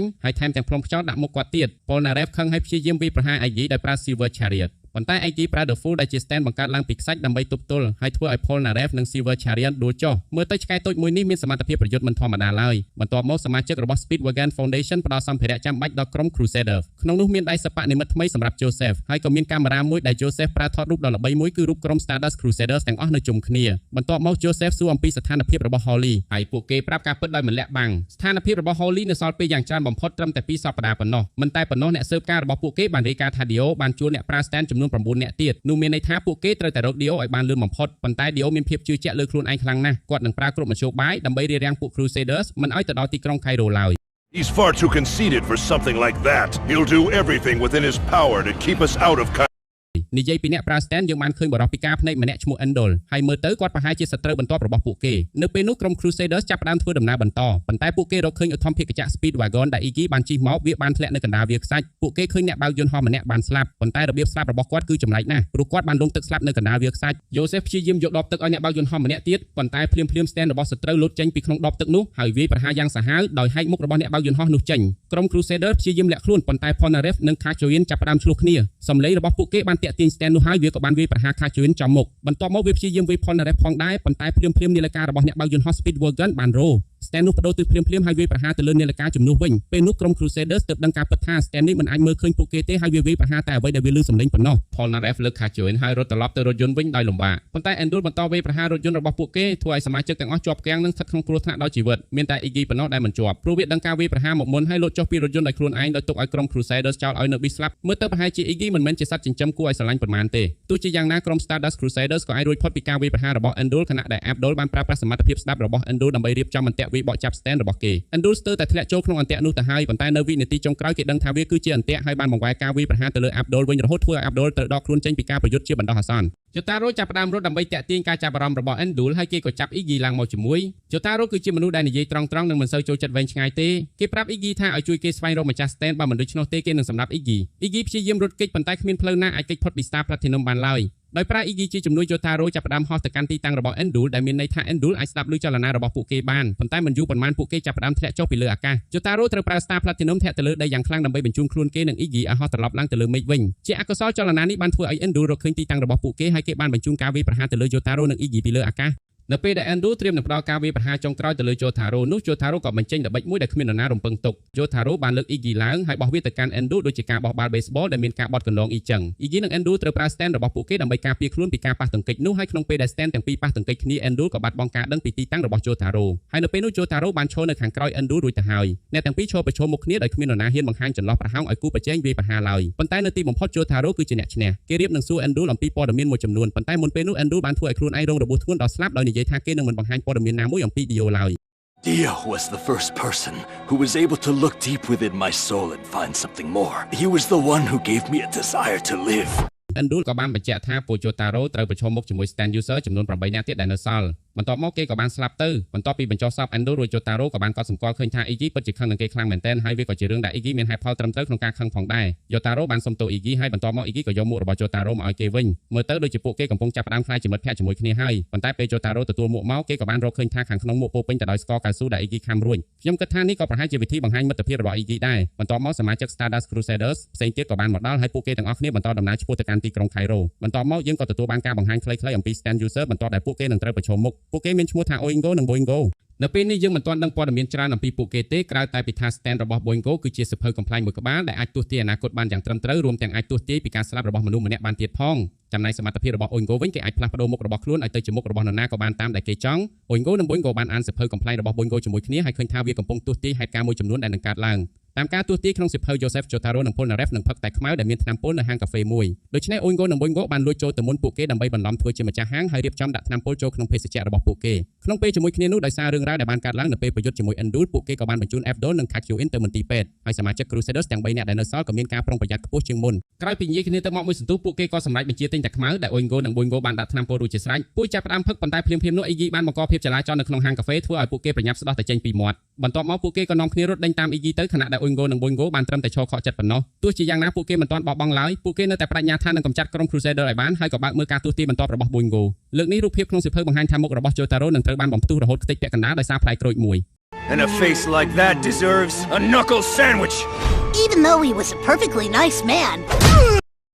Oingo និង Boingo ក៏ប្រញាប់ឆ្ពោះទៅកាន់រថយន្តរបស់ក្រុម Crusaders ភ្លាមៗហើយ Oingo បានលាក់គ្រាប់បែកដែលកែច្នៃពីផ្លែក្រូចមួយនៅក្នុងរថយន្តផែនការកំពុងដំណើរការយ៉ាងរលូនរហូតដល់ Oingo ត្រូវបាន Joseph និង Polnareff ហៅមកហើយដោយសារតែស្ថានភាពបង្ខំគេត្រូវផ្លាស់ប្ដូររូបរាងរបស់ខ្លួនទៅជារូបរាងរបស់ Jotaro ប៉ុន្តែជាអកុសលសម្រាប់ Oingo ក្រុម Crusaders ក៏បាននាំ Oingo ចូលក្នុងរថយន្តជាមួយពួកគេព្រោះពួកគេគិតថា Oingo គឺជា Jotaro ហើយនាំគេចេញទៅដើម្បីទៅមើល Abdul និង Kakyoin នៅមន្ទីរពេទ្យដូចនេះមានន័យថា Jotaro ដែលត្រូវបានបំផ្ទុះនៅក្នុងសៀវភៅកំប្លែងប្រហែលជាមិនមែន Jotaro ពិតទេប៉ុន្តែគឺ Oingo ខ្លួនឯងដែលកំពុងក្លែងបន្លំខ្លួននឹងហើយតាមមើលទៅ Oingo ព្យាយាមធ្វើគ្រប់យ៉ាងដើម្បីរួចផុតពីស្ថានភាពនេះគេចាប់ផ្ដើមដោយព្យាយាមបោះគ្រាប់បែកផ្លែក្រូចចេញពីរថយន្តបន្ទាប់មកលេបបារីដើម្បីធ្វើពុតជា Jotaro ឲ្យដូចគ្នាហើយថែមទាំងត្រូវធ្វើតាមអបិយជំនឿដ៏ឆ្កួតឆ្កួតរបស់ Polnareff ទៀតផង Jotaro, I couldn't help but notice the way you're clasping your hands.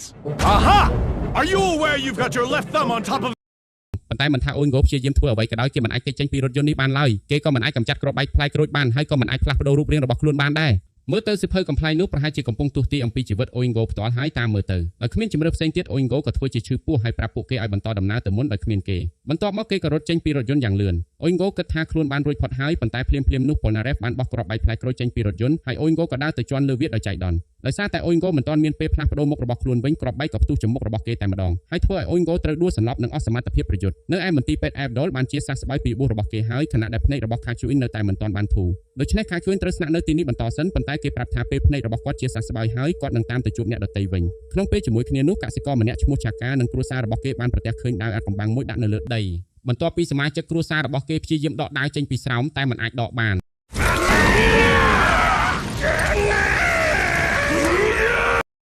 Chaka ក៏កាន់ដាវនោះឡើងហើយត្រូវវាបញ្ជូលអំណាចភ្លាមទីបំផុតយើងបានដឹងថាដាវនេះគឺជា stand ដែលមានឈ្មោះថា Anubis វាបានផ្ដល់ឲ្យ Chaka នៅសមត្ថភាពខ្លាយជាអ្នកកាន់ដាវដ៏ចំណានម្នាក់រហូតធ្វើឲ្យគេសម្រាប់សមាជិកគ្រួសាររបស់ខ្លួនហើយចេញដំណើរតាមប្រមាញ់ក្រុម Stardust Crusadersក្រោយមក Iggy បានលួចស្ករកៅស៊ូមួយចំនួនរបស់ Polnareff ហើយ Polnareff ក៏រត់ដេញតាមឆ្កែរពឹសនៅចូលទៅក្នុងហ្វូងមនុស្សនៅទីនោះ Polnareff ត្រូវបាន Chaka តាមដានហើយចុងក្រោយក៏ត្រូវប្រឈមមុខជាមួយ Chaka នៅពេលនោះ Chaka ប្រាប់ថាគេមកទីនេះដើម្បីសម្លាប់ Polnareff ដូច្នេះ Polnareff ក៏បញ្ចេញ Silver Chariot ហើយអ្នកទាំងពីរចាប់ផ្ដើមប្រយុទ្ធគ្នាប៉ុន្តែស្រាប់តែមានអ្វីមួយមិនប្រក្រតីចលនារបស់ Chaka មើលទៅដូចជាអ្នកដែលមិនសូវចេះកាន់ដាវសោះប៉ុន្តែដាវដែលនៅក្នុងដៃរបស់គេវិញបែរជាមានសមត្ថភាពដ៏អស្ចារ្យវាអាចកាត់ទ្រូងរបស់ Polnareff ហើយថែមទាំងធ្វើឲ្យសសរមួយដួលបាក់មកលើគេដោយសង្ឃឹមថានឹងកំទេចបរិសុទ្ធជនជាតិបារាំងរូបនេះឲ្យបានប៉ុន្តែនៅពេលនោះ Polnareff ក៏បញ្ចេញល្បិចសម្ងាត់របស់គេដោយបញ្ជូនដាវរបស់ Silver Chariot ឲ្យហោះចេញទៅដូចជាគ្រាប់កាំជ្រួចដាវនោះបានចាក់ចូលការរបស់ Chaka យ៉ាងចំគោលដៅធ្វើឲ្យគេដួលសន្លប់និងបញ្ចប់ការប្រយុទ្ធបន្ទាប់ពី Chaka ដួលរួច Polnareff បានព្យាយាមដកដាវ Anubis ចេញពីស្រោមដោយមិនទាន់ដឹងថាដាវនោះវាគឺជា stand ពីនឹងត្រូវ Anubis បញ្ជូលអំណាចចូលខ្លួនដោយ Chaka ទៅហើយសំណាងល្អ Iggy និងសមាជិកដទៃទៀតបានមកដល់ទាន់ពេលហើយជួយធ្វើឲ្យ Polnareff ត្រឡប់មកដឹងស្មារតីធម្មតាវិ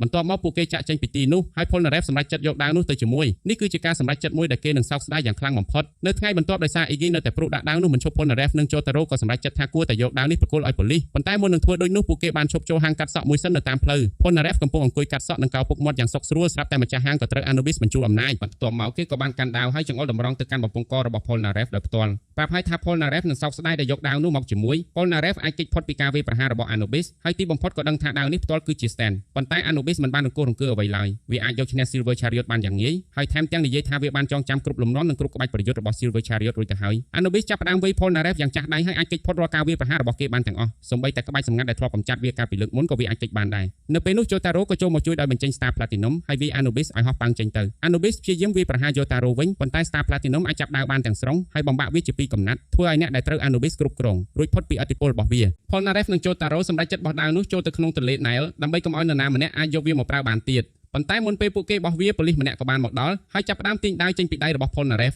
ក្នុងពេលប្រទាញប្រទងគ្នា Polnareff បានដកដាវចេញពីស្រោមដោយចៃដន្យហើយក៏ត្រូវ Anubis បញ្ជូលអំណាចម្ដងទៀត Polnareff ចាប់ផ្ដើមប្រយុទ្ធជាមួយ Jotaro ហើយលើកនេះ Jotaro ត្រូវបានគេសង្កត់យ៉ាងខ្លាំង Jotaro ដឹងថាគេនឹងត្រូវប្រើកម្លាំងទាំងអស់របស់ខ្លួនទើបមានឱកាសរស់រានមានជីវិតពីការប្រយុទ្ធនេះហើយនៅពេលនោះ Anubis ក៏បញ្ចេញសន្លឹកបៀសម្ងាត់របស់វា Silver Chariot កាន់ដាវពីរនៅក្នុងដៃដោយមួយគឺដាវរបស់ខ្លួនហើយមួយទៀតគឺ Anubis ការប្រយុទ្ធចាប់ផ្ដើមឡើងហើយ Jotaro កំពុងជួបការលំបាកយ៉ាងខ្លាំងក្នុងការតាមល្បឿនរបស់ Silver Chariot ទីបំផុត Jotaro ត្រូវបានចាក់ចំដៃមួយចំហៀងដែលធ្វើឲ្យទ្រូងរបស់គេបើកចំហហើយ Anubis ក៏ចាក់ដាវចូលទៅក្នុងទ្រូងរបស់គេ Anubis ចាប់ផ្ដើមអបអរសាទរជ័យជំនះរបស់ខ្លួនដែលគិតថាខ្លួនបានឈ្នះរួចហើយប៉ុន្តែគ្មាននរណាអាចអបអរមុនពេល Jotaro ឈប់ដកដង្ហើមបានឡើយ Jotaro បានប្រើប្រាស់ការពិតដែលថា Anubis កំពុងជាប់នៅក្នុងខ្លួនរបស់គេមកធ្វើជាឱកាសហើយចាប់ផ្ដើមវាយកណ្ដាប់ដៃទៅលើដាវនោះមិនឈប់រហូតបំបាក់វាជាបំណែកនៅពេល Anubis ដឹងថាមានអ្វីកំពុងកើតឡើង Jotaro បានបំផ្លាញដាវស្ទើរតែទាំងស្រុងទៅហើយដូច្នេះ Jotaro អាចកម្ចាត់ Anubis បានហើយ Polnareff ក៏ត្រូវបានដោះលែងពីការគ្រប់គ្រងរបស់វាវិញប៉ុន្តែមានបញ្ហាតូចមួយទៀតគឺថានៅមានបំណែកមួយរបស់ Anubis ដែលនៅសល់ហើយក្មេងប្រុសម្នាក់ក៏បានរើសវាឡើងដោយចៃដន្យគេរៀបនឹងប្រើវាវ៉ែតប្រហារ Jotaro ពីខាងក្រោយទៅហើយស្រាប់តែ Iggy រត់មកបុកក្មេងនោះក៏បានបោះបំណែក Anubis ចេញពីដៃដោយចៃដន្យហើយវាបានហោះទៅដល់លើកប៉ាល់មួយបំណែកដាវនោះបានចាក់ចូលគោមួយក្បាលធ្វើឲ្យគោចាប់ផ្ដើមរើខ្លួនយ៉ាងខ្លាំងដោយសារការឈឺចាប់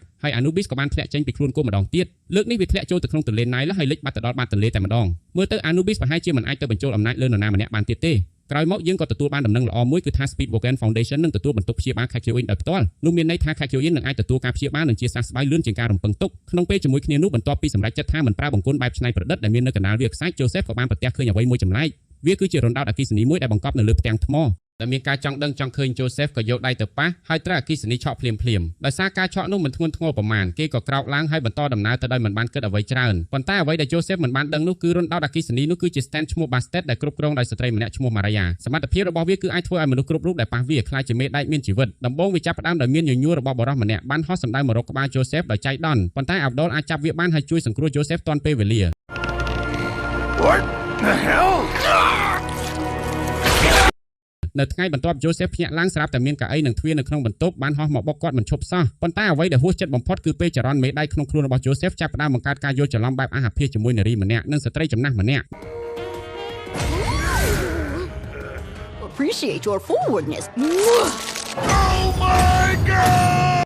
នៅពេលនោះដែរកំបិតនិងសំជាច្រើនចាប់ផ្ដើមហោះសម្ដៅមករក Joseph ហើយគាត់ក៏រត់គេចពីពួកវាក្នុងពេលរត់នោះ Joseph បានដឹងថាខ្លួនឯងកំពុងខ្លាចជាមេដៃឆក់ហើយទីបំផុត Joseph អាចរត់ទៅដល់ចណ្ដាលយន្តចល័តប៉ុន្តែ Maria បានរៀបចំអន្ទាក់រួចជាស្រេចហើយ Joseph ក៏ត្រូវបានចងជាប់នឹងចណ្ដាលយន្តរួច Maria ប្រាប់គេថាឲ្យត្រៀមលាគ្នាជាលើកចុងក្រោយទៅនិយាយតាមត្រង់ Maria ក៏ជានារីដែលស្រស់ស្អាតខ្លាំងម្នាក់ដែរដូច្នេះយើងស្ទើរតែមិនអាចស្អប់នាងបានឡើយ Joseph ព្យាយាមរើខ្លួនដើម្បីរួចខ្លួនប៉ុន្តែគាត់ជាប់ណែនណាស់ដោយគិតថាខ្លួននឹងត្រូវចណ្ដាលយន្តកិនស្លាប់ Joseph ក៏ចាប់ផ្ដើមស្រែកដោយភ័យស្លន់ស្លោទាំងដែល Abdul បានបិទម៉ាស៊ីនចណ្ដាលយន្តរួចហើយក៏ដោយស្ថានភាពនេះពិតជាគួរឲ្យអស់សំណើចបន្តិច Joseph ក៏បញ្យល់ពីអ្វីដែលកំពុងកើតឡើងទៅ Abdul ហើយអ្នកទាំងពីរចាប់ផ្ដើមដេញតាម Maria ទីបំផុតពួកគេបានដេញនាងចូលដល់ក្នុងបន្ទប់ទឹកស្រីប៉ុន្តែជំនួសឲ្យការរកឃើញ Maria ពួកគេបែរជាត្រូវនារីម្នាក់ចាប់បានហើយស្រែកថាពួកគេជាមនុស្សល្មមកាមខណៈដែល Joseph និង Abdul ប្រញាប់លោតចេញតាមបង្អួចដើម្បីរត់គេចខ្លួនបន្ទាប់មកពួកគេបានឃើញ Maria ហើយចាប់ផ្ដើមរត់ដេញតាមនាងម្ដងទៀតប៉ុន្តែមានបញ្ហាមួយដោយ Abdul ក៏បានប៉ះរំដោតអគ្គិសនីនោះនៅពេលដែលគេបិទចណ្ដាលយន្តហើយឥឡូវនេះគេក៏ខ្លាចជាដៃឆក់ដូច Joseph ដែរ Joseph និង Abdul ចាប់ផ្ដើមត្រូវកម្លាំងម៉ាញ៉េទិកទាញឲ្យខិតជិតគ្នាបន្តិចម្ដងរហូតដល់ទីបំផុតពួកគេទាំងពីរជាប់គ្នាយ៉ាងតឹងហើយដួលទៅលើដីជាមួយគ្នា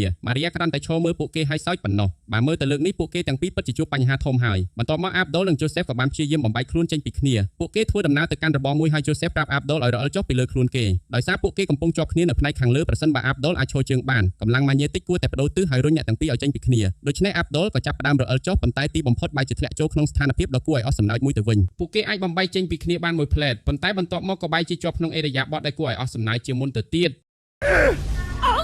Oh no, it's that old hag again! You filthy cheater! For the love of God, hurry up! ក្រោយពីជួបរឿងរញ៉េរញ៉ៃជាច្រើនពួកគេទីបំផុតអាចបំបែកចេញពីគ្នាបានដោយយកពលម៉ាញ៉េទិកដែលផ្ទុយគ្នាមកប៉ះគ្នាហើយបន្ទាប់មកអ្នកទាំងពីរក៏រមៀលចុះតាមជម្រាលភ្នំរហូតធ្លាក់ចំមុខ Maria ប៉ុន្តែជាអកុសលនេះក៏ជាអន្ទាក់មួយទៀតរបស់នាងដូចគ្នាព្រោះពួកគេកំពុងឈរនៅលើផ្លូវរថភ្លើងហើយដោយសាររាងកាយរបស់ពួកគេមានកម្លាំងម៉ាញ៉េទិកពួកគេក៏ត្រូវជាប់នឹងផ្លូវដែកអ្វីដែលអាក្រក់ជាងនេះទៅទៀតគឺមានរថភ្លើងមួយកំពុងបើកសម្ដៅមករកពួកគេត្រង់សំណាងល្អ Abdul អាចប្រើការគិតរហ័សរបស់គេដើម្បីជួយសង្គ្រោះអ្នកទាំងពីរប៉ុន្តែបន្ទាប់ពី Maria បញ្ជូនគ្រាប់ផ្ចៅនិងដែកតូចៗជាច្រើនហោះសម្ដៅមកពួកគេនាងក៏រត់គេចបាត់ទៅប៉ុន្តែលើកនេះ Joseph មានផែនការមួយដោយគេនិង Abdul ត្រូវបំបែកគ្នាហើយធ្វើការឡោមព័ទ្ធ Maria ម្នាក់ម្ខាងដើម្បីឲ្យពួកគេមានឱកាសចាប់នាងបានពួកគេចាប់ផ្ដើមរត់ដេញតាមនាងប៉ុន្តែដោយសារកម្លាំងម៉ាញ៉េទិកកាន់តែខ្លាំងឡើងរៀងរាល់វិនាទីវត្ថុផ្សេងៗនៅក្នុងទីក្រុងក៏ចាប់ផ្ដើមហោះមកជាប់នឹងរាងកាយរបស់ Abdul និង Joseph នៅពេលដែលពួកគេអាចឡោមព័ទ្ធ Maria បានវាមានកំប៉ុងអាហារហើយមានកង់មួយទាំងមូលហោះមកជាប់នឹងខ្លួន Joseph ផងដែរនៅពេលនោះ Maria បានកាត់ខ្សែភ្លើងដែលនៅពីលើពួកគេហើយខ្សែភ្លើងទាំងនោះក៏ត្រូវបានទាញហោះសម្ដៅមក Joseph និង Abdul ភ្លាមចាំទុកណាគ្នាយើងខ្សែបណ្ដាញអគ្គិសនីក៏មានលក្ខណៈម៉ាញ៉េទិកដែរ Magician Red អាច ការពារ Abdul បានប៉ុន្តែ Joseph វិញស្ទើរតែទប់ជីវិតខ្លួនមិនរួចទៅហើយរហូតដល់ពេលមួយអ្នកទាំងពីរក៏សម្រេចចិត្តប្រើកម្លាំងម៉ាញេទិករបស់ Maria ត្រឡប់ទៅវាយប្រហារនាងវិញអ្នកទាំងពីរលូតទៅមុខហើយកម្លាំងម៉ាញេទិកក៏ទាញពួកគេឲ្យខិតចូលគ្នារឿងនេះជាបញ្ហាធំសម្រាប់ Maria ព្រោះនាងកំពុងឈរនៅចំកណ្ដាលរវាង Joseph និង Abdul នៅទីបំផុតនាងត្រូវអ្នកទាំងពីរបុកគៀបជាប់គ្នាហើយការគ្រប់គ្រងម៉ាញេទិកក៏ត្រូវបានបញ្ចប់បន្ទាប់ពីជ័យជំនះនេះ Joseph និង Abdul ក៏ចេញទៅរកអាហារពេលព្រឹកដែលពួកគេសមនឹងទទួលបានក្នុងពេលជាមួយគ្នានោះ Polnareff និង Jotaro ក៏កំពុងជួបបញ្ហាផ្ទាល់ខ្លួនដែរព្រោះ Stand User បន្ទាប់កំពុងតាមប្រមាញ់ពួកគេនៅពេលនោះ Polnareff និង Jotaro ត្រូវបានតាមដានដោយ Stand User ម្នាក់ឈ្មោះ Alessi ដែលគ្រប់គ្រង Stand ឈ្មោះ Sethan សមត្ថភាពរបស់វាគឺគួរឲ្យចាប់អារម្មណ៍ខ្លាំងប្រសិនបើ Stand របស់ Alessi ប៉ះនឹងស្រមោលរបស់អ្នកនោះអ្នកនឹងត្រូវក្លាយទៅកូនក្មេងហើយជាក់ស្ដែង Polnareff ដែលជាមនុស្សរាងសយបន្តិចរបស់យើងក៏បានបែកចេញពី Jotaro ហើយត្រូវ Sethan បំលែងទៅជាកូនក្មេង Is this really me? I've been turned into a kid! Polnareff ឃើញ Jotaro ហើយព្យាយាមប្រាប់គេថាមានអ្វីកំពុងកើតឡើងប៉ុន្តែគេបែរជាមិនអាចចាំសូម្បីតែឈ្មោះរបស់ខ្លួនឯងដោយសារគេត្រូវបានបំលែងទៅជាកុមារការចងចាំរបស់គេក៏ចាប់ផ្ដើមថយត្រឡប់ទៅកាន់អតីតកាលពេលដែលគេនៅជាកុមារផងដែរដូច្នេះ Jotaro ក៏ដើរចេញទៅដោយមិនដឹងថា Polnareff ត្រូវបានបំលែងរួចហើយខណៈដែល Polnareff ត្រូវបាន Alessi ចាប់បាន Alessi ព្យាយាមបាញ់កូនក្មេង Polnareff ដើម្បីកម្ចាត់គេប៉ុន្តែ Silver Chariot ដែលបានបង្រួមទៅជាទម្រង់កុមារដែរអាចវាយត្រូវ Alessi បាននឹងពន្យាពេលឲ្យ Polnareff រត់គេចខ្លួននៅពេលនោះស្ត្រីចិត្តល្អម្នាក់ដែលកំពុងដើរឆ្លងកាត់បានឃើញរបួសរបស់កុមារ Polnareff ហើយក៏យកគេទៅផ្ទះដោយនិយាយថានឹងជួយព្យាបាលរបួសឲ្យគេប៉ុន្តែខណៈដែលស្ត្រីនោះកំពុងងូតទឹកឲ្យកុមារ Polnareff យ៉ាងរីករាយ Alessi បានឆ្លៀតឱកាសបដូរទីតាំងជាមួយស្ត្រីនោះខណៈដែលនាងកំពុងកក់សក់ឲ្យ Polnareff បន្ទាប់មក Sethan ក៏បញ្ចេញពូថៅវាយសម្ដៅទៅលើគេនិយាយមែនតើមានមនុស្សល្អឯណាទៅដែលវាយប្រហារក្មេងកំពុងស្រាតម្នាក់បែបនេះគួរឲ្យអាណិតមែនយ៉ាងណាមិញ Silver Chariot កូនក្មេងក៏អាចទប់ពូថៅរបស់ Sethan បានប៉ុន្តែវាគ្មានប្រយោជន៍ឡើយ Alessi ចាប់ Polnareff ហើយចាប់ផ្ដើមជាមួយក្បាលគេចូលទៅក្នុងអាងទឹកប៉ុន្តែ Polnareff តូចក៏អាចរកវិធីរួចខ្លួនបានដោយបោះលាមករបស់ខ្លួនទៅចាំមុខ Alessi គួរឲ្យអស់សំណើចណាស់ How foul! You took a in the bathtub!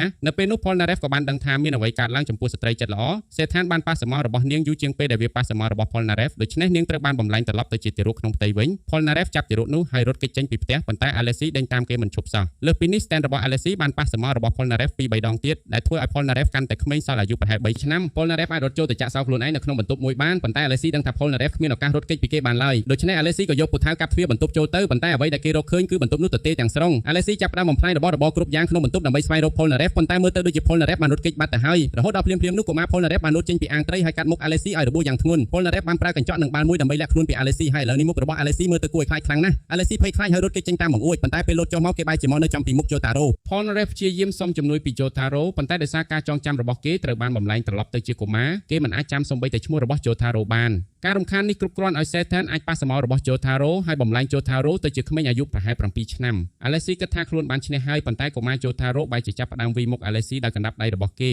នៅពេល Jotaro និង Polnareff ត្រឡប់ទៅជាមនុស្សពេញវ័យវិញអ្នកទាំងពីរក៏ចាប់ផ្ដើមវាយ Alessi យ៉ាងចាស់ដៃហើយបញ្ជូនគេហោះចេញទៅឆ្ងាយដោយសារ Alessi ត្រូវបានកម្ចាត់រួចស្ត្រីចិត្តល្អម្នាក់នោះក៏ត្រឡប់ពីទារកក្នុងផ្ទៃមកជាមនុស្សពេញវ័យវិញនាងរត់ចេញមកខាងក្រៅហើយស្គាល់ Polnareff ថាជាក្មេងដែលនាងទើបតែមើលថែនាងរៀបនឹងនិយាយអ្វីមួយទៅកាន់គេប៉ុន្តែ Polnareff គ្រាន់តែនិយាយថាគេមិនស្គាល់នាងទេហើយក៏ដើរចេញទៅចំណែក Jotaro វិញគ្រាន់តែដាក់ដៃលើស្មារបស់ Polnareff ហើយញញឹមដោយគេយល់ពីការលះបង់របស់មិត្តរបស់ខ្លួនបន្ទាប់មក Joseph ប្រើ Hermit Purple ដើម្បីស្វែងរកទីតាំងលាក់ខ្លួនរបស់ Dio តាមរយៈការបង្កើតរូបភាពហើយលើកនេះវាបានជោគជ័យទីបំផុតពួកគេដឹងហើយថាសត្រូវធំរបស់ពួកគេនៅទីណាក្រោយមកក្រុម Stardust Crusader បានមកដល់ទីក្រុង Cairo ហើយពួកគេចាប់ផ្ដើមស្វែងរកទីតាំងលាក់ខ្លួនរបស់ Dio ប៉ុន្តែ Cairo គឺជាទីក្រុងដ៏ធំមួយហើយពួកគេមិនអាចរកឃើញនរណាម្នាក់ដែលស្គាល់អគារដែល Dio លាក់ខ្លួននោះឡើយពេលពួកគេរៀបនឹងចាក់ចេញបរិសម្នាក់ក៏និយាយថាគេស្គាល់អគារនោះប៉ុន្តែគេមិនព្រមផ្ដល់ព័ត៌មានឲ្យដោយឥតគិតថ្លៃទេហើយគេក៏មិនចង់បានលុយដែរគេជាអ្នកចូលចិត្តល្បែងស៊ីសងដូច្នេះគេចង់ភ្នាល់ជាមួយពួកគេយកសាច់គោពីរដុំដាក់នៅមុខឆ្មាមួយក្បាលហើយភ្នាល់ជាមួយ Polnareff ថាតើឆ្មានោះនឹងស៊ីសាច់ដុំមួយណាប្រសិនបើ Polnareff ឈ្នះគេនឹងប្រាប់ទីតាំងអគារនោះ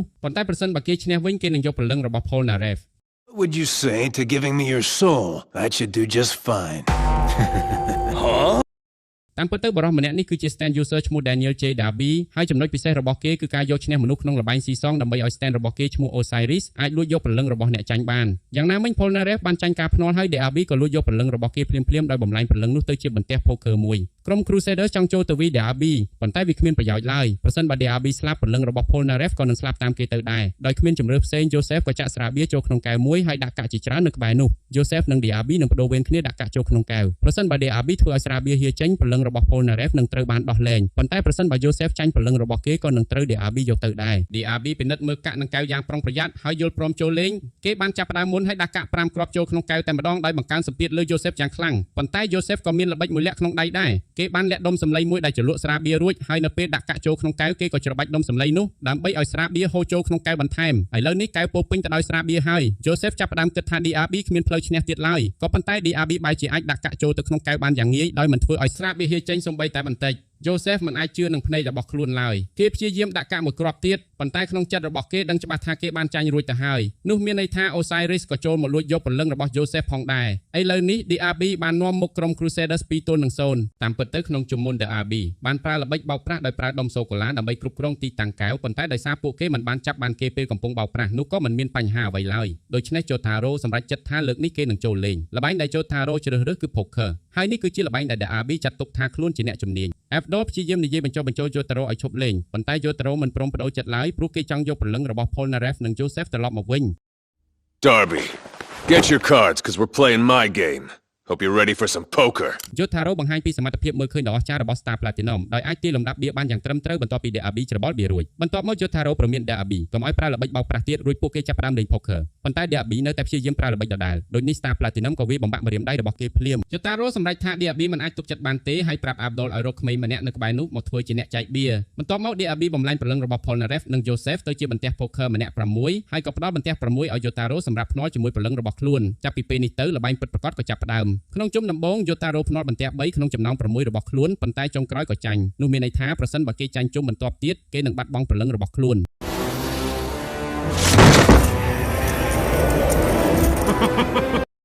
នលើពីនេះ Darby ក៏បង្កើនការភ្នាល់ទៀតដោយបង្ខំឲ្យ Jotaro ភ្នាល់ព្រលឹងរបស់ Abdul យ៉ាងណាមិញ Abdul ជឿទុកចិត្តលើ Jotaro ហើយអនុញ្ញាតឲ្យគេភ្នាល់ព្រលឹងរបស់ខ្លួនអ្វីដែលពួកគេមិនបានដឹងគឺក្មេងដែលគិតថាជាអ្នកចែកបៀនោះតាមពិតកំពុងធ្វើការឲ្យ DRB ក្មេងនោះចែកបៀឲ្យ Jotaro នៅសន្លឹកបៀដែលគ្មានឱកាសឈ្នះសោះមើលទៅចប់ហើយបន្ទាប់មក DRB ក៏បង្កើនការភ្នាល់រហូតដល់ Jotaro ត្រូវភ្នាល់ព្រលឹងរបស់ Kakyoin ថែមទៀតប៉ុន្តែមិនត្រឹមតែ Jotaro យល់ព្រមប៉ុណ្ណោះទេគេថែមទាំងធ្វើវាដោយមិនមើលបៀរបស់ខ្លួនសូម្បីតែបន្តិច DRB មិនអាចជឿនឹងអ្វីដែលកំពុងឃើញឡើយតើ Jotaro អាចមានទំនុកចិត្តខ្លាំងបែបនេះដោយរបៀបណា Now I know he's bluffing. You're kidding me! You got a drink too? When did you have a chance to... ទោះជាយ៉ាងណា Jotaro មិនទាន់បញ្ចប់ការភ្នាល់នៅឡើយទេ Jotaro បង្កើនការភ្នាល់រហូតដល់យកព្រលឹងរបស់ម្ដាយ DRB មកភ្នាល់ថែមទៀតហើយប្រាប់ថាជាថ្នូរនឹងការនេះ DRB ត្រូវភ្នាល់អាចកំបាំងអំពី stand របស់ Dio DRB ស្ទើរតែធ្លាក់ចេញពីកៅអីដោយការភ្ញាក់ផ្អើលគេមិនអាចជឿបានឡើយថាក្មេងម្នាក់នេះហ៊ានភ្នាល់ដល់កម្រិតនេះនេះទើបហៅថាការលេងល្បែងស៊ីសងពិតប្រាកដ DRB ដឹងថា Jotaro មិនមានបៀល្អទេខណៈខ្លួនឯងវិញមានសន្លឹក King 4សន្លឹកប៉ុន្តែភាពជឿជាក់ដ៏ខ្លាំងក្លារបស់ Jotaro បានធ្វើឲ្យគេបាក់ស្មារតី DRB ព្យាយាមប្រកាសទទួលការភ្នាល់ប៉ុន្តែដោយសារភ័យខ្លាំងពេកគេក៏សន្លប់បាត់ស្មារតីការសន្លប់របស់ DRB មានន័យថាព្រលឹងរបស់ Polnareff និង Joseph ត្រូវបានដោះលែងហើយត្រឡប់ទៅកាន់រាងកាយរបស់ពួកគេវិញធ្វើឲ្យពួកគេមានជីវិតឡើងវិញព្រលឹងរបស់មនុស្សគ្រប់គ្នាផ្សេងទៀតដែល DRB ធ្លាប់បោកប្រាស់និងលួចយកក៏ត្រូវបានដោះលែងដូចគ្នាប៉ុន្តែសម្រាប់ DRB ខ្លួនឯងវិញគេបានខូចផ្លូវចិត្តរួចទៅហើយមិនអាចប្រាប់ពួក Crusaders អំពីទីតាំងរបស់ Dio បានឡើយទោះជាយ៉ាងណាពួកគេទាំងអស់គ្នាអាចរួចផុតនិងនៅមានជីវិតនោះហើយជាអ្វីដែលសំខាន់បំផុតនិយាយមែនទៅល្បែងនេះតានតឹងខ្លាំងមែនទែននៅឯខាង Hall Hawk វិញគេបានរាយការណ៍ប្រាប់ Dio អំពីការបរាជ័យរបស់ Maria និង Alessi ដែលនាំឲ្យ Dio សួរ Hall Hawk ថាតើពេលណាទើបគេអាចចាត់ការវិញម្ដង Hall Hawk ធុញទ្រាន់នឹងការស្ដាប់បញ្ជារបស់ Dio យូរមកហើយគេក៏ដឹងថាខ្លួនមិនអាចយកឈ្នះក្រុម Stardust Crusaders បានឡើយដូច្នេះគេក៏បញ្ចេញ Stand Emperor ឲ្យតម្រង់កំភ្លើងទៅក្បាល Dio ប៉ុន្តែភ្លាមៗនោះ Dio បែរជាមកនៅពីក្រោយខ្នង Hall Hawk ហើយប្រាប់ឲ្យគេយកធម៌ពលនិងភាពក្លាហានដែលកំពុងប្រើប្រឆាំងនឹង Dio ទៅកម្ចាត់សត្រូវរបស់ខ្លួនវិញ Hall Hawk ញ័រខ្លួនដោយការភ័យខ្លាចតើ Stand របស់ Dio ពិតជាមានអំណាចអ្វីទៅបន្ទាប់មកយើងឃើញ Hall Hawk ចេញពីអាកាសយានដ្ឋាន Cairo ដោយកាន់វ៉ាលីមួយតើមានអ្វីនៅក្នុងវ៉ាលីនោះគឺគ្មានអ្នកណាផ្សេងក្រៅពី Boingo ប្អូនប្រុសរបស់ Oingo នោះទេ Hall Hawk បានចាប់ពង្រត់ Boingo ដើម្បីឲ្យពួកគេទាំងពីររួមដៃគ្នាសងសឹកឲ្យ Oingo ដោយកម្ចាត់ក្រុម Crusaders ប៉ុន្តែ Hall Hawk មិនទាន់ជឿជាក់លើការទស្សន៍ទាយរបស់ Boingo ទាំងស្រុងទេហើយនៅពេលសិភៅទស្សន៍ទាយថានារីម្នាក់នឹងផ្ដល់រង្វាន់ឲ្យគេបន្ទាប់ពីគេទាត់នាងគេកាន់តែមិនជឿប៉ុន្តែភ្លាមៗនោះមាននារីម្នាក់ដើរឆ្លងកាត់ហើយ Hall Hawk ក៏ទាត់នាងប៉ុន្តែការទាត់នោះបានសម្លាប់សត្វល្អិតដ៏គ្រោះថ្នាក់មួយដែលកំពុងនៅលើខ្លួននាងដោយសារតែ Hall Hawk បានជួយជីវិតនាងក៏ផ្ដល់ខ្សែពេជ្ររបស់នាងឲ្យគេជារង្វាន់ឥឡូវនេះ Hall Hawk ជឿជាក់លើសិភៅរបស់ Boingo ទាំងស្រុងហើយសិភៅកំប្លែងនេះពិតជាអស្ចារ្យមែនក្នុងពេលជាមួយគ្នានោះក្រុម Crusader កំពុងព្យាយាមស្វែងរកដំណោយអំពីទីតាំងលាក់ខ្លួនរបស់ Dio ខណៈដែល Joseph បានទូរស័ព្ទទៅសួរសុខទុក្ខអំពី Holly ដំណឹងគឺមិនល្អទេ Holly នៅសល់ពេលត្រឹមប្រហែល3ទៅ4ថ្ងៃទៀតប៉ុណ្ណោះខណៈពួកគេកំពុងពិភាក្សាអំពីជំហានបន្ទាប់ Hall Hawk និង Boingo កំពុងលាក់ខ្លួនមើលពួកគេពីជ្រុងផ្លូវមួយ Hall Hawk ក៏កំពុងពិបាកជឿលើការទស្សន៍ទាយរបស់សិភៅតាមការទស្សន៍ទាយប្រសិនបើគេចាក់ម្រាមដៃចូលចំមុះ Polnareff ពួកគេនឹងឈ្នះ Boingo ប្រាប់ឲ្យគេទុកចិត្តលើការទស្សន៍ទាយព្រោះ Oingo ធ្លាប់បរាជ័យដោយសារមិនជឿលើសិភៅហើយទីបំផុតក៏បែរជាត្រូវរងគ្រោះពីគ្រាប់បែកដែលខ្លួនឯងរៀបចំប៉ុន្តែឥឡូវនេះវាយឺតពេលទៅហើយព្រោះ Polnareff បានរកឃើញពួកគេរួចហើយ Silver Chariot កំពុងតម្រង់ដាវចំករបស់ Hall Hawk ភ្លាមនោះ Hall Hawk ព្យាយាមបាញ់ដោយ Emperor វិញប៉ុន្តែ Polnareff វាយគេចាស់ដៃឥឡូវនេះ Hall Hawk ត្រូវបានឡោមព័ទ្ធទាំងស្រុងហើយសមាជិក Crusader ផ្សេងទៀតក៏កំពុងមកដល់គេគ្មានជំរឿផ្សេងក្រៅពីជឿលើការទស្សន៍ទាយរបស់ Boingo ដូច្នេះនៅពេល Polnareff ត្រូវបាន Boingo រំខាន Hall Hawk ក៏ចាក់ម្រាមដៃចូលចំមុះ Polnareff តាមការទស្សន៍ទាយប៉ុន្តែគ្មានអ្វីកើតឡើងសោះគួរឲ្យខ្មាស់គេមែនក្រុម Crusader ដទៃទៀតបានមកដល់ហើយឃើញ Polnareff ឈរមើលទៅធម្មតាប៉ុន្តែតាមពិតមិនធម្មតាទេព្រោះ Hall Horse កំពុងលាក់ខ្លួននៅពីក្រោយគេហើយ Emperor កំពុងតម្រង់កំភ្លើងទៅក្បាល Polnareff Hall Horse ប្រាប់ Polnareff ដេញគ្នាគាត់ចេញប៉ុន្តែ Polnareff ក៏ប្រើអណ្ដាតធ្វើសញ្ញាដោយស្ងាត់ៗថាមានគ្រោះថ្នាក់នៅពីក្រោយខ្នង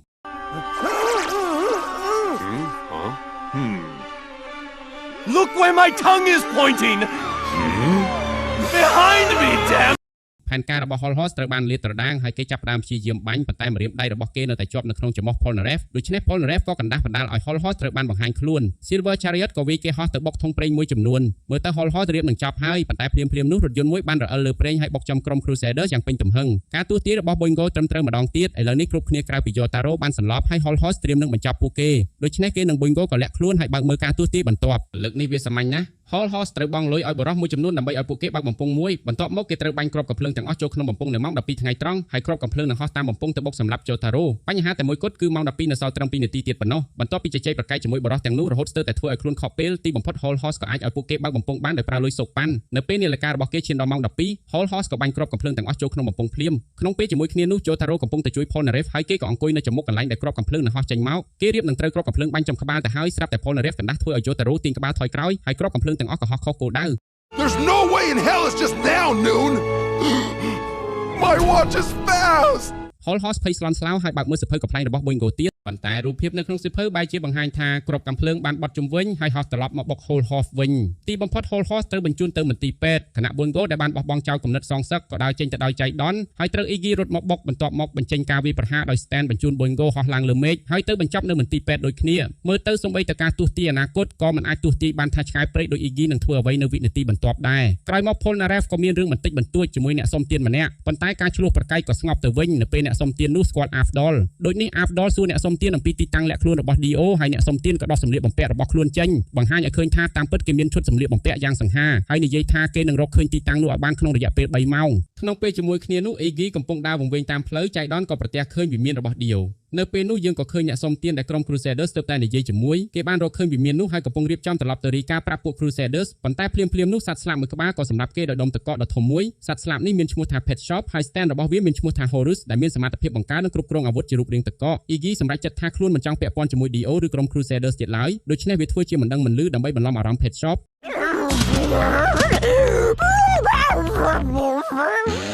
វារៀបនឹងរត់គេចបានទៅហើយស្រាប់តែក្មេងប្រុសតូចម្នាក់ដើរមកដើម្បីស្វែងរកសត្វឆ្កែរបស់ខ្លួនប៉ុន្តែអ្វីដែលគួរឲ្យរន្ធត់គឺ Pet Shop បានសម្លាប់សត្វឆ្កែរបស់ក្មេងនោះហើយកំពុងតែស៊ីវាជាអាហារឃើញហើយគួរឲ្យរន្ធត់មែនទែនក្មេងនោះស្រែកដោយភាពភ័យខ្លាចហើយ Pet Shop ក៏ហោះសម្រុកចូលទៅចង់សម្លាប់ក្មេងនោះដែរប៉ុន្តែ Iggy បានជួយសង្គ្រោះក្មេងនោះដោយគ្មានជំរឿផ្សេង Iggy ក៏យក The Fool ចេញហើយត្រៀមប្រយុទ្ធជាមួយ Pet Shop ប៉ុន្តែនៅពេល Pet Shop បង្ក Iggy ឲ្យជាប់នៅនឹងកន្លែងហើយបាញ់ការវាយប្រហារមក Iggy វិញអ្វីដែល Iggy អាចធ្វើបានមានតែរត់គេចជាយុទ្ធសាស្ត្រប៉ុណ្ណោះខណៈក្រុម Crusader កំពុងរងចាំព័ត៌មានអំពីវិមាននោះ Iggy កំពុងរត់ពេញតាមដងផ្លូវក្នុងទីក្រុង Cairo ដោយព្យាយាមអស់ពីសមត្ថភាពដើម្បីគេចផុតពី Pet Shop ដោយគ្មានជំរឿផ្សេង Iggy ក៏លោតចូលទៅក្នុងលូដែលនៅក្រោមខ្លួនហើយធ្លាក់ចុះទៅបុកចំមុខទៅនឹងដីប៉ុន្តែវាមិនមែនជាបញ្ហាធំបំផុតរបស់ Iggy ឡើយព្រោះ Pet Shop បានតាមចូលមកក្នុងលូនោះដែរវាចាប់ក្បាល Iggy ហើយបំបែកក្បាលចេញពីខ្លួនរួចញញឹមយ៉ាងជោគជ័យប៉ុន្តែស្នាមញញឹមនោះមិនបានយូរទេព្រោះ Iggy ដែលវាទើបតែវាយប្រហារនោះតាមពិតគ្រាន់តែជារូបខ្លាំងៗធ្វើពីខ្សាច់ប៉ុណ្ណោះ Iggy ពិតប្រាកដលោតចេញពីខាងក្រោយ Pet Shop ហើយកាត់ទ្រូងរបស់វាបណ្ដាលឲ្យវាធ្លាក់ចុះទៅលើដីទោះជាយ៉ាងណាក៏ដោយ Pet Shop មិនទាន់ចប់ទេហើយតាមពិតទៅវានៅឆ្ងាយពីការចាញ់ណាស់ទីបំផុតវាក៏បញ្ចេញ stand របស់ខ្លួនគឺ Horus ហើយចាប់ផ្ដើមបង្កកផ្លូវចេញទាំងអស់ Iggy ព្យាយាមរត់គេចប៉ុន្តែ Pet Shop ក៏ដេញតាមហើយបង្ក Iggy ឲ្យជាប់នៅនឹងកន្លែង Pet Shop បាញ់បណ្ដាទឹកកកជាច្រើនសម្ដៅទៅរក Iggy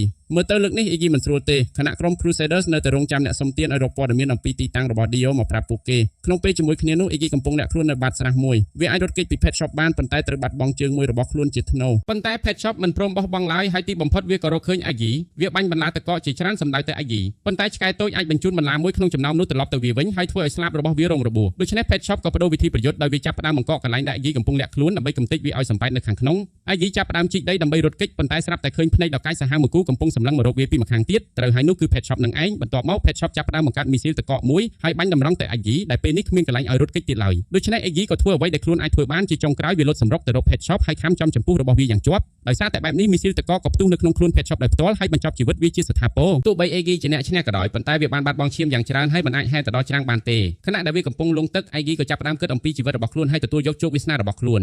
Damn it! I messed up. ប៉ុន្តែសំណាងល្អក្មេងប្រុសដែលបានបង្ហាញខ្លួនមុននេះបានឃើញ Iggy កំពុងលង់ទឹកហើយជួយសង្គ្រោះវាមើលទៅឆ្កែចចេះរបស់ក្រុម Crusaders នៅតែអាចរស់រានមានជីវិតឃើញថ្ងៃបន្ទាប់បាននៅថ្ងៃបន្ទាប់ក្រុម Crusaders កំពុងធ្វើដំណើរឆ្លងកាត់ទីក្រុង Cairo ស្រាប់តែពួកគេប្រទះឃើញ Iggy វាមានសភាពរបួសធ្ងន់ប៉ុន្តែមាននរណាម្នាក់បានព្យាបាលរបួសឲ្យវារួចហើយនៅក្បែរវាក៏មានបរិសម្នាក់ដែលមានសក់ក្រហមដោយគេគឺ Kakyoin នោះឯងផ្នែករបស់គេបានជាសះស្បើយទាំងស្រុងហើយឥឡូវនេះគេបានត្រឡប់មកចូលរួមជាមួយក្រុម Crusaders វិញហើយបន្ទាប់ពីពួកគេបានជួបជុំគ្នាឡើងវិញយ៉ាងកក់ក្ដៅ Iggy ក៏ដឹកនាំក្រុម Stardust Crusaders ទៅកាន់កន្លែងដែលពួកគេបានស្វែងរកអស់រយៈពេលជាយូរមកទីបំផុតពួកគេបានមកដល់កន្លែងលាក់ខ្លួនរបស់ Dio ហើយពួកគេចាប់ផ្ដើមដើរចូលទៅក្នុងវិមានដ៏អាប់អួរនោះហើយព្យាយាមគិតថាតើជំហានបន្ទាប់គួរធ្វើអ្វីខណៈដែលពួកគេស្រាប់តែឃើញអ្វីមួយកំពុងហោះមករកពួកគេអ្វីដែលកំពុងហោះមកនោះគឺជាបរិសម្នាក់ដែលអះអាងថាគេគឺជាអ្នកបម្រើក្នុងវិមាននេះហើយមុខមាត់របស់គេមើលទៅស្រដៀងនឹង DRB យ៉ាងខ្លាំងរួចយើងក៏បានដឹងថាបរិសម្នាក់នេះគឺជាប្អូនប្រុសរបស់ DRB ហើយគេកំពុងយាមការពារវិមាននេះ Jotaro ព្យាយាមវាយប្រហារគេប៉ុន្តែប្អូន DRB អាចទាយការវាយប្រហាររបស់ Jotaro បានមុនហើយបន្ទាប់មកក៏ទាញ Jotaro ចូលទៅក្នុងកន្លែងមួយ Kakyoin និង Joseph ក៏តាមចូលទៅដែរហើយពួកគេប្រាប់ Abdul ថាប្រសិនបើពួកគេមិនត្រឡប់មកវិញក្នុងរយៈពេល10នាទីទេ Abdul ត្រូវតែដុតវិមាននេះចោលបន្ទាប់មកពួកគេទាំង3ក៏ទៅបង្ហាញខ្លួននៅលើឆ្នេរសមុទ្រមួយប៉ុន្តែវាគ្រាន់តែជាការបំភាន់ដែលបង្កើតឡើងដោយ stand មួយផ្សេងទៀតប៉ុណ្ណោះប្អូន DRB ប្រាប់ថាពួកគេត្រូវតែយកឈ្នះគេទើបអាចចាក់ចេញពីទីនេះទៅជួបដែរអូបានដូច្នេះ Crusaders ទាំង3ក៏ត្រៀមខ្លួនវៃគេឲ្យចាស់ដៃប៉ុន្តែមុនពេលពួកគេចាប់ផ្ដើមប្អូន DRB ក៏បង្ហាញពួកគេនៅ skill របស់គេដូចបងប្រុសរបស់គេដែរប្អូន DRB ក៏ប្រមូលព្រលឹងរបស់មនុស្សដូចគ្នាប៉ុន្តែជំនួសឲ្យការបំលែងព្រលឹងទៅជាបន្ទះ poker គេបែរជាបំលែងវាទៅជាតុក្កតាវិញ You're just as messed up in the head as your brother. Actually, you're more sadistic than your brother ever was. ក្រុម Crusaders ចាប់ផ្ដើមធុញទ្រាន់នឹងគេប៉ុន្តែប្អូន DRB អាចចាប់ពួកគេជាប់ទាំងអស់ព្រោះមុននេះគេបានលាក់ទុកដៃ stand របស់គេឈ្មោះ Atom នៅជាប់នឹងដៃរបស់ Jotaro ដូចនេះវាអាចកំទេចដៃរបស់ Jotaro បានគ្រប់ពេលដូច្នេះប្អូន DRB អាចបង្ខំពួកគេឲ្យធ្វើតាមអ្វីដែលគេចង់បានហើយអ្វីដែលគេចង់បានគឺឲ្យពួកគេយកព្រលឹងមកភ្នាល់ជាមួយ video game. Let's play a game with our souls as collateral. If you defeat me, I solemnly swear to release Jotaro's arm. គេប្រាប់ថា Kakyoin ត្រូវចាប់ផ្ដើមមុនដូច្នេះ Kakyoin ក៏ជ្រើសរើស game ប្រណាំងឡានមួយដែលគេស្គាល់ច្បាស់ហើយយកព្រលឹងរបស់ខ្លួនមកភ្នាល់ពួកគេជ្រើសរើសរថយន្តរបស់ខ្លួនហើយភ្លាមៗនោះការប្រណាំងក៏ចាប់ផ្ដើមប្អូនប្រុស DRB ចាប់ផ្ដើមលេងហាក់ដើម្បីបង្កើនល្បឿនហើយចេញទៅមុខមុនប៉ុន្តែ Kakyoin ប្រើ stand Hierophant Green ធ្វើឲ្យរថយន្តរបស់ខ្លួនវិលរួចទៅបុករថយន្តរបស់ប្អូន DRB ពួកគេចាប់ផ្ដើមប្រកួតឡើងវិញហើយលើកនេះឡានទាំងពីរប្រណាំងប្រដេញគ្នាយ៉ាងប្រកៀកប្រកិត Kakyoin ថែមទាំងអាចបត់កោងក្នុងល្បឿន 360 គីឡូម៉ែត្រក្នុង1ម៉ោងបានទៀតនៅពេលការប្រណាំងបន្តទៅមុខពួកគេក៏រៀបនឹងចូលទៅក្នុងផ្លូវរួមមួយតូចល្មមសម្រាប់ឡានមួយឆ្លងកាត់តែមួយប៉ុណ្ណោះដោយសារប្អូន DRB មានការនាំមុខបន្តិច Kakyoin ក៏ប្រើគ្រប់ល្បិចដែលខ្លួនមានដោយបង្វិលឡានរបស់ខ្លួនហើយធ្វើឲ្យវាអាចរត់ជាប់តាមជញ្ជាំងផ្លូវបានពួកគេត្រូវបើកកាត់ផ្លូវរួមដោយមើលមិនសូវឃើញប៉ុន្តែទាំងប្អូន DRB និង Kakyoin សុទ្ធតែជាអ្នកជំនាញដូច្នេះពួកគេអាចឆ្លងផុតចេញមកបានដោយឡែកវាមានបញ្ហាមួយប៉ុណ្ណោះគឺថាប្អូន DRB នៅតែមានការនាំមុខហើយមើលទៅ Kakyoin ប្រហែលជាគ្មានឱកាសឈ្នះទៀតទេប៉ុន្តែពេលនោះ Kakyoin ក៏ប្រើក្បាច់បង្វិលឡានម្ដងទៀតហើយធ្វើឲ្យរថយន្តរបស់ប្អូន DRB រអិលចេញពីផ្លូវប្រណាំងក្រុម Crusader សប្បាយចិត្តណាស់ព្រោះគិតថា Kakyoin បានវាយបកជោគជ័យប៉ុន្តែវាគឺជាអ្វីដែលប្អូន DRB ចង់បានតាំងពីដើមតាមពិតការដែល Kakyoin ធ្វើឲ្យប្អូន DRB ចេញពីផ្លូវប្រណាំងបែរជាធ្វើឲ្យរថយន្តរបស់គេចុះទៅនៅម្ខាងទៀតនៃផ្លូវហើយអាចកាត់រំលងការប្រណាំងបានស្ទើរតែពាក់កណ្ដាល You wouldn't make it by jumping over the curb. All I needed was your help. ពេលឃើញបែបនេះ Kakyoin ដឹងច្បាស់ក្នុងចិត្តថាខ្លួនបានចាញ់ហើយ Stand Atom ក៏ប្រមូលព្រលឹងរបស់ Kakyoin ហើយបំលែងវាទៅជាតុក្កតាដែលមានរូបរាងដូច Kakyoin ដូចករណីរបស់ DRB បងប្រុសរបស់គេដែរប្រសិនបើពួកគេសម្រាប់ DRB នោះព្រលឹងរបស់ Kakyoin ក៏នឹងបាត់បង់ទៅជាមួយគេដែរដូច្នេះ Joseph និង Jotaro គ្មានជំរឿអ្វីទៀតឡើយពួកគេត្រូវតែលេងហ្គេមរបស់ប្អូន DRB បន្ត Jotaro ជាអ្នកទៅលេងបន្ទាប់ហើយជ្រើសរើសហ្គេមវាយកូនបាល់ baseball ប្អូន DRB បង្កើតតួអង្គពិសេសដែលមានរូបរាងស្រដៀងនឹង Stand របស់ពួកគេហើយការប្រកួតក៏ចាប់ផ្ដើមប៉ុន្តែមានបញ្ហាមួយគឺ Jotaro មិនធ្លាប់លេង video game ពីមុនមកសោះហើយគេមិនដឹងថាត្រូវលេងយ៉ាងម៉េចទេប្រកួតដំបូងរបស់គេក៏ត្រូវបានចាញ់ទាំងស្រុងហើយ Joseph ចាប់ផ្ដើមភ័យស្លន់ស្លោដោយនិយាយថា Jotaro ពិតជាឈួតហើយប៉ុន្តែ Jotaro គ្រាន់តែប្រាប់លោកតាកញ្ចៅឲ្យជឿជាក់លើខ្លួនហើយបន្តលេងការប្រកួតហ្គេមវាយកូនបាល់ baseball រវាង Jotaro និងប្អូន DRB គឺជាឈុតឆាកប្រយុទ្ធដោយប្រើបញ្ញាយ៉ាងមុតស្រួចដោយ DRB មាន stand ឈ្មោះថា Atom ដែលមានសមត្ថភាពពិសេសអាចអានចិត្តរបស់គូប្រកួតបានតាមរយៈសំណួរខ្លីៗឧទាហរណ៍ដូចជាចម្លើយ yes ឬក៏ no នឹងឆ្វេងឬក៏ស្ដាំជាដើមនៅក្នុងការលេងហ្គេម DRB តែងតែអានចិត្ត Jotaro ដើម្បីដឹងមុនថា Jotaro នឹងបោះបាល់ឬវាយបាល់ទៅទិសដៅណាធ្វើឲ្យគេមានប្រៀបទាំងស្រុងនិងអាចគ្រប់គ្រងការប្រកួតបានយ៉ាងងាយស្រួលប៉ុន្តែ Jotaro បានប្រើល្បិចបោកប្រាស់យ៉ាងស្ទាត់ជំនាញដើម្បីបំបែកសមត្ថភាពនេះដោយ Jotaro គ្រាន់តែអង្គុយកាន់ដៃបញ្ជាហ្គេមធ្វើពុតជាអ្នកលេងប៉ុន្តែអ្នកដែលចុចបញ្ជាហ្គេមពិតប្រាកដគឺ Joseph ដែលនៅអង្គុយជិតនោះ Joseph បានប្រើ stand Hermit Purple របស់គាត់លួចតបជាប់និងចុចប៊ូតុងនៅលើដៃបញ្ជាហ្គេមរបស់ Jotaro ដោយស្ងាត់ស្ងាត់ Go right ahead. I've pretty much gotten the hang of batting with the controller. Wait. នៅពេលប្អូន DRB ប្រើសមត្ថភាពអានចិត្ត Jotaro បន្តទៀតគេទទួលបានចម្លើយចេញពីគំនិតរបស់ Jotaro យ៉ាងច្បាស់ថា Jotaro នឹងបោះបាល់ទៅខាងឆ្វេងប៉ុន្តែលើកនេះនៅលើអេក្រង់ហ្គេមបាល់បែរជាហោះទៅខាងស្ដាំទៅវិញព្រោះតាមពិត Joseph ជាអ្នកលួចចុចបញ្ជាដៃហ្គេមជំនួស Jotaro នឹងឯងដោយហេតុនេះប្អូន DRB ក៏ចាប់ផ្ដើមភ័យស្លន់ស្លោហើយបាត់បង់ម្ចាស់ការក្នុងខ្លួនទទួលស្គាល់បរាជ័យព្រោះគេគិតថា Jotaro មានសមត្ថភាពពិសេសអ្វីមួយដែលលើសពីសមត្ថភាពអានចិត្តរបស់គេ Shut your mouth! Come on, tell me why you removed your stupid hat! នៅពេលប្អូន DRB បាត់បង់ស្មារតីដោយសារភាពភ័យខ្លាច Star Platinum របស់ Jotaro ក៏បានវាយប្រហារប្អូន DRB យ៉ាងធ្ងន់ធ្ងរនិងទទួលបានជ័យជំនះនៅក្នុងការប្រកួតមួយនេះភ្លាមៗនោះព្រលឹងរបស់កាកូអ៊ីនក៏ត្រូវបានដោះលែងពីអាតូមហើយត្រឡប់មកវិញពេលព្រលឹងរបស់កាកូអ៊ីនបានត្រឡប់មកវិញមានរឿងតែមួយគត់ដែលនៅសល់ត្រូវធ្វើគឺវាយប្អូន DRB ឲ្យចាស់ដៃកណ្ដាប់ដៃរបស់គេវាយប្អូន DRB ហោះកាត់អាកាសរហូតបង្ហាញឲ្យឃើញផ្លូវចេញពីពិភពបំផុតដែលពួកគេកំពុងជាប់នៅក្នុងនោះគោលដៅបន្ទាប់គឺ Dio ប៉ុន្តែវាមិនងាយស្រួលដូច្នោះទេព្រោះ Dio នៅមានអ្នកប្រើ stand ម្នាក់ចុងក្រោយទៀតដែលគេលាក់ទុកឈ្មោះរបស់គេគឺ Vanilla Ice ហើយគេមានភាពស្មោះត្រង់ចំពោះ Dio យ៉ាងខ្លាំងស្មោះត្រង់ដល់ថ្នាក់នៅពេល Dio បញ្ជាឲ្យគេសម្លាប់ខ្លួនឯងដើម្បីឲ្យ Dio អាចយកឈាមរបស់គេក៏ Vanilla Ice មិនស្ទាក់ស្ទើរឡើយគេឲ្យ stand របស់ខ្លួនឈ្មោះ Cream កាត់ក្បាលខ្លួនឯងភ្លាមប៉ុន្តែ Dio ក៏ផ្ដល់ឈាមរបស់ខ្លួនឲ្យ Vanilla Ice ហើយធ្វើឲ្យគេរស់ឡើងវិញព្រមទាំងប្រែក្លាយគេទៅជាបិសាចបន្ទាប់មក Dio បញ្ជាឲ្យ Vanilla Ice ចេញទៅតាមប្រមាញ់ក្រុម Crusaders Vanilla Ice ក៏ឲ្យ Cream លេបខ្លួនចូលទៅក្នុងមាត់របស់វាបន្ទាប់មក Cream ក៏លេបខ្លួនឯងចូលហើយបំបែកចិញ្ចាំងវិមានចេញមួយផ្នែក Now go and attend to our unwanted guests. I swear, Lord Dio, I will not let you down. ក្នុងពេលជាមួយគ្នានោះ Afdol Iggy និង Polnareff សម្រេចថាពួកគេរងចាំយូរគ្រប់គ្រាន់ហើយដូច្នេះពួកគេក៏ចូលទៅក្នុងវិមានខណៈពេលដែលពួកគេធ្វើដំណើរចូលទៅ Iggy ក៏ហិតក្លិនរកឃើញសត្រូវដែលកំពុងលាក់ខ្លួនហើយវាយកំចាត់គេដោយប្រើ The Fool អ្វីហាក់ដូចជាកំពុងដំណើរការយ៉ាងរលូនប៉ុន្តែភ្លាមនោះ Afdol ក៏ឃើញសារមួយសរសេរនៅលើសារថាគេនឹងស្លាប់ភ្លាមនៅពេលដែលគេងាកមកក្រោយដូច្នេះ Afdol ក៏ងាកទៅហើយឃើញ Cream កំពុងសម្រុកមករកពួកគេ Afdol ក៏រុញ Iggy និង Polnareff ឲ្យចេញភ្លាមប៉ុន្តែខ្លួនឯងវិញត្រូវ Cream លេបចូលទៅក្នុងវិមានរបស់វាដោយនៅសល់ត្រឹមដៃរបស់គេប៉ុណ្ណោះនេះហើយជាអំណាចរបស់ Cream មាត់របស់វានាំទៅកាន់ភាពទទេគ្មានទីបញ្ចប់ហើយសត្រូវណាដែលត្រូវវាលេបចូលនឹងត្រូវលុបចេញពីវិមាននេះជារៀងរហូត Polnareff មិនព្រមជឿឡើយប៉ុន្តែនេះគឺជាការពិត Afdol បានស្លាប់ហើយលើកនេះជាការស្លាប់ពិតប្រាកដហើយ Vanilla Ice ក៏កំពុងតែចូលមករក Polnareff និង Iggy បន្តទៀត No, you're lying. There's no way you killed Abdol. How dare you lie to me!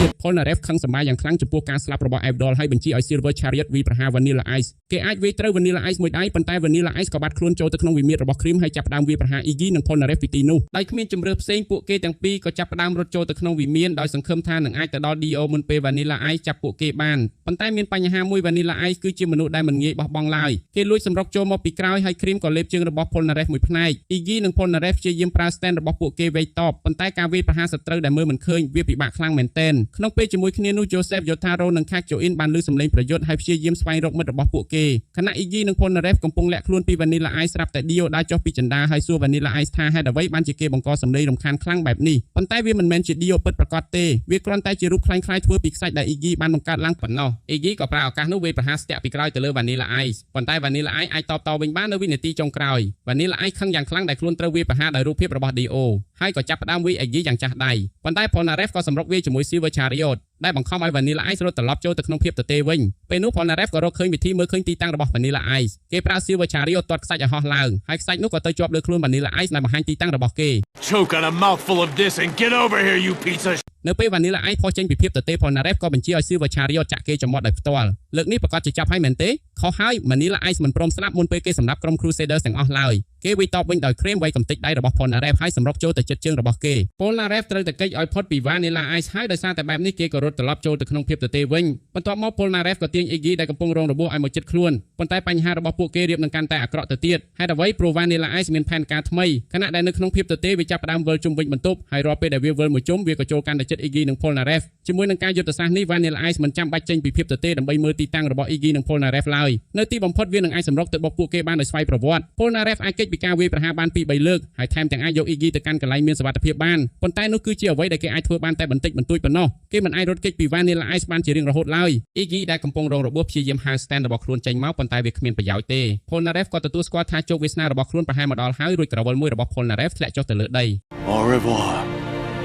Iggy. ស្របពេលជាមួយគ្នានេះក្រុម Crusaders 3 នាក់ដែលនៅសល់គឺ Jotaro, Joseph និង Kakuin នៅតែបន្តស្វែងរក Polnareff និង Iggy នៅពេលនោះ Vanilla Ice ក៏ចេញពីភាពទទេរបស់ Cream ហើយគិតថាខ្លួនបានកម្ចាត់ Polnareff រួចរាល់ហើយប៉ុន្តែគេគិតខុសហើយព្រោះ Iggy បានប្រើកម្លាំងចុងក្រោយរបស់ខ្លួនដើម្បីយក Polnareff ទៅលើដំបូលដោយប្រើ The Fool Polnareff ក៏លោតចុះមកហើយចាក់ Vanilla Ice ចំក្បាលរួចបាក់ករបស់វាបន្ទាប់មកគេក៏ចាប់ផ្ដើមសោកសៅចំពោះការស្លាប់របស់ Iggy His sand, its spirit is gone.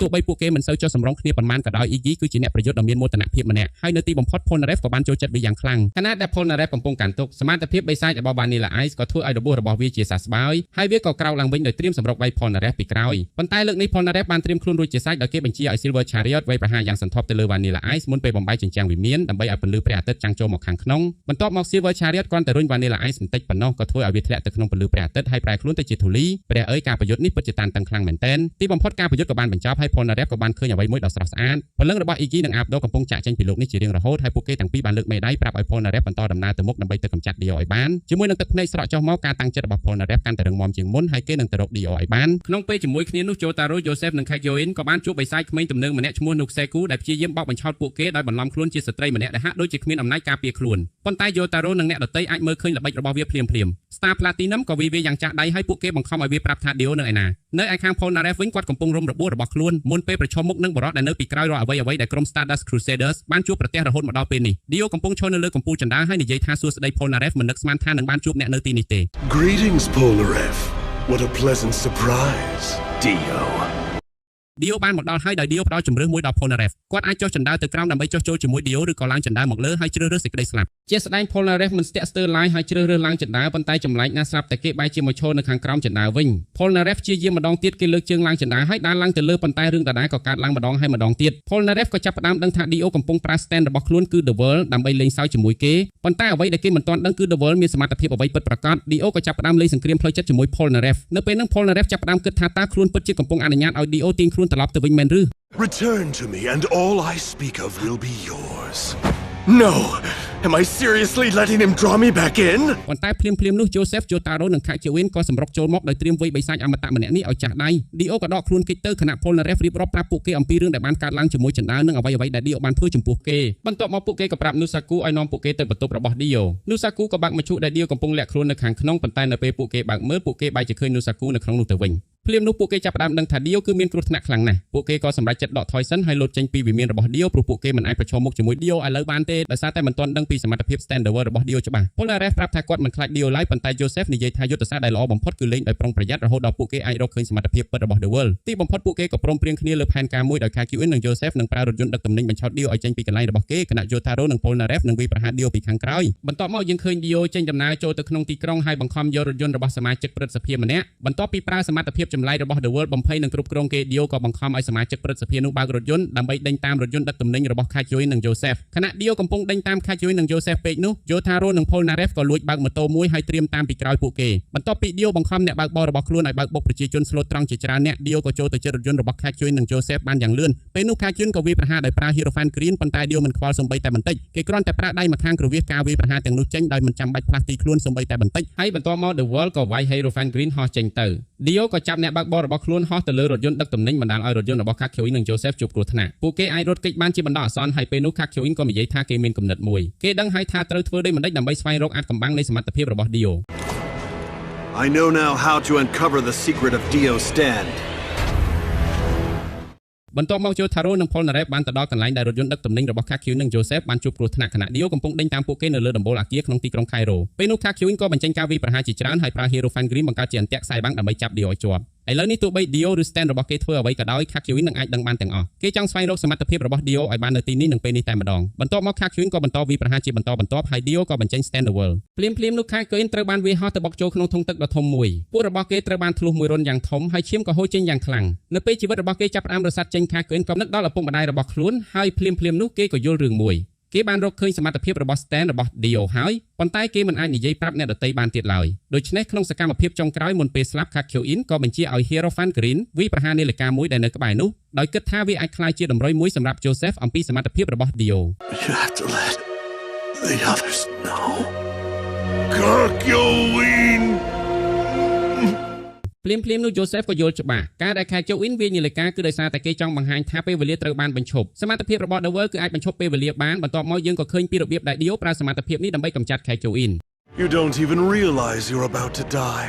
In a way, you're lucky. You won't know what happened here only that you'll die. រួចហើយ Dio ក៏ប្រើសមត្ថភាពនេះម្ដងទៀតដើម្បីតាម Joseph ឲ្យទាន់បន្ទាប់ពីប្រឈមមុខគ្នាមួយសន្ទុះ Dio ក៏វាយ Joseph ឲ្យធ្លាក់ពីលើដំបូលហើយ Joseph ធ្លាក់ចូលក្នុងមនុស្សមួយចំនួននៅខាងក្រោមនៅពេលនោះ Joseph ក៏ឃើញ Jotaro ទីបំផុត Jotaro បានមកដល់ហើយប៉ុន្តែ Joseph ប្រាប់គេឲ្យនៅឆ្ងាយដោយព្រមានថាសមត្ថភាពរបស់ Dio គឺអាចបញ្ឈប់ពេលវេលាបានហើយនៅពេលនោះយើងក៏បានឃើញសមត្ថភាពនេះដំណើរការជាលើកដំបូង Dio ប្រើ The World ដើម្បីបញ្ឈប់ពេលវេលាទាំងស្រុងអ្វីៗទាំងអស់លើកលែងតែ Dio និង The World ត្រូវបានបញ្ឈប់ហើយ Dio ក៏ដើរទៅរក Joseph ខណៈពេលដែលថែមទាំងរំខាននិងបង្ខូចអារម្មណ៍មនុស្សដែលនៅជុំវិញផងដែរជំនួសឲ្យការវាយប្រហារដោយខ្លួនឯង Dio ក៏យកកាំបិតមួយដើមបោះតម្រង់ទៅកាន់បំពង់ករបស់ Joseph Dio អាចបញ្ឈប់ពេលវេលាបានរយៈពេល5វិនាទីហើយនៅពេល5វិនាទីនោះកន្លងផុតទៅពេលវេលាក៏ចាប់ផ្ដើមដំណើរការឡើងវិញហើយកាំបិតក៏ចាក់ធ្លុះបំពង់ករបស់ Joseph ភ្លាមៗបន្ទាប់មក Joseph ក៏ប្រាប់ Jotaro ឲ្យរត់គេចមុនពេលខ្លួនដួលសន្លប់ឃើញបែបនេះ Jotaro ខឹងយ៉ាងខ្លាំងហើយក៏ដើរទៅរក Dio សម្រាប់ការប្រយុទ្ធមួយទល់មួយដែលពួកយើងកំពុងរងចាំហើយជាមួយនឹងនោះពួកគេទាំងពីរក៏ចាប់ផ្ដើមប្រយុទ្ធគ្នាប៉ុន្តែច្បាស់ណាស់ថា The World មិនមែនជាគូប្រជែងដែលអាចមើលស្រាលបានឡើយវាធ្វើឲ្យ Star Platinum ជួបការលំបាកយ៉ាងខ្លាំងក្នុងការតស៊ូ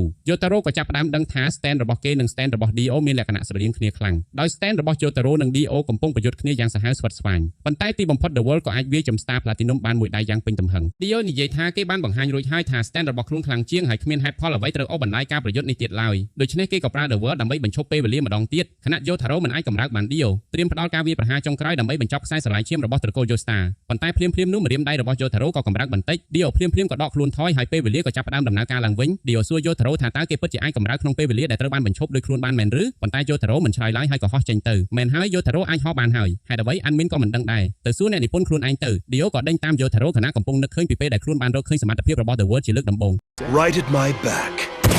And for a moment, it looked as though time itself had stood still. បន្ទាប់មក Dio ក៏ប្រើ The World ដើម្បីបញ្ឈប់ពេលវេលាម្ដងទៀតលើកនេះគេក៏រកឃើញល្បិចរបស់ Jotaro បានដាក់មេដែកមួយនៅលើខ្លួន Dio ហើយដាក់មេដែកមួយទៀតនៅលើដៃអាវរបស់ខ្លួនដើម្បីធ្វើឲ្យម្រាមដៃរបស់គេកម្រើកបន្ទាប់ពីដឹងពីល្បិចនេះហើយ Dio ក៏គ្មានហេតុផលត្រូវទប់ដៃទៀតឡើយហើយប្រើ The World វាយប្រហារ Jotaro ប៉ុន្តែភ្លាមៗនោះ Star Platinum ក៏វាយកណ្ដាប់ដៃចូលត្រង់ពោះរបស់ The World ធ្លុះចេញទៅម្ខាងទៀតនេះមានន័យថា Jotaro ពិតជាអាចកម្រើកនៅក្នុងពេលវេលាដែលត្រូវបានបញ្ឈប់បានមែនពេល Jotaro និយាយថា stand របស់ពួកគេជាប្រភេទដូចគ្នាគេមិនបាននិយាយលេងឡើយ Jotaro វាយ Dio ហត់ទៅបុកក្នុងហាងមួយដោយ Dio មានរន្ធធំមួយនៅពោះហើយជើងម្ខាងក៏ត្រូវបានកាត់ផ្ដាច់ប៉ុន្តែ Dio គឺជាបិសាចជញ្ជក់ឈាមដូច្នេះគេក៏ជញ្ជក់ឈាមពីស្ត្រីម្នាក់ហើយព្យាបាលរាងកាយរបស់ខ្លួនបានភ្លាមៗប៉ុន្តែ Jotaro មានបញ្ហាមួយ Dio អាចបញ្ឈប់ពេលវេលាបានរហូតដល់5វិនាទីខណៈ Jotaro អាចកម្រិតបានត្រឹម1ផ្លែតប៉ុណ្ណោះនោះហើយជាពេលដែល Dio បញ្ឈប់ពេលវេលាម្ដងទៀតហើយប្រើរយៈពេល5វិនាទីរបស់ខ្លួនដើម្បីបោះកាំបិតជាច្រើនទៅរក Jotaro ពីគ្រប់ទិសទី Jotaro ព្យាយាមទប់ស្កាត់ Dio ក្នុងពេលវេលាដែលត្រូវបានបញ្ឈប់ប៉ុន្តែបន្ទាប់ពីពេលវេលាចាប់ផ្ដើមវិញកាំបិតមានច្រើនពេក Jotaro ត្រូវកាំបិតចាក់ពេញខ្លួនសម្បីតែក្បាលក៏ត្រូវដែរហើយដួលទៅលើដីប៉ុន្តែសំណាងល្អ Jotaro បានត្រៀមខ្លួនសម្រាប់ស្ថានភាពបែបនេះរួចហើយគេបានយកទស្សនាវដ្តីជាច្រើនដាក់នៅក្នុងសម្លៀកបំពាក់របស់ខ្លួនដើម្បីទប់កាំបិតទាំងនោះរឿងនេះពិតជាកើតឡើងមែនផែនការរបស់ Jotaro គឺសាមញ្ញណាស់គេនឹងធ្វើជាស្លាប់រហូតដល់ Dio ចូលមកជិតហើយបន្ទាប់មកប្រើ Star Platinum វាបំបាក់ក្បាល Dio ប៉ុន្តែសម្រាប់ Jotaro Dio ក៏មានផែនការផ្សេងដែរគេចង់កាត់ក្បាល Jotaro ដោយប្រើស្លាកសញ្ញាតាមផ្លូវមួយដើម្បីធានាថា Jotaro ស្លាប់ពិតប្រាកដ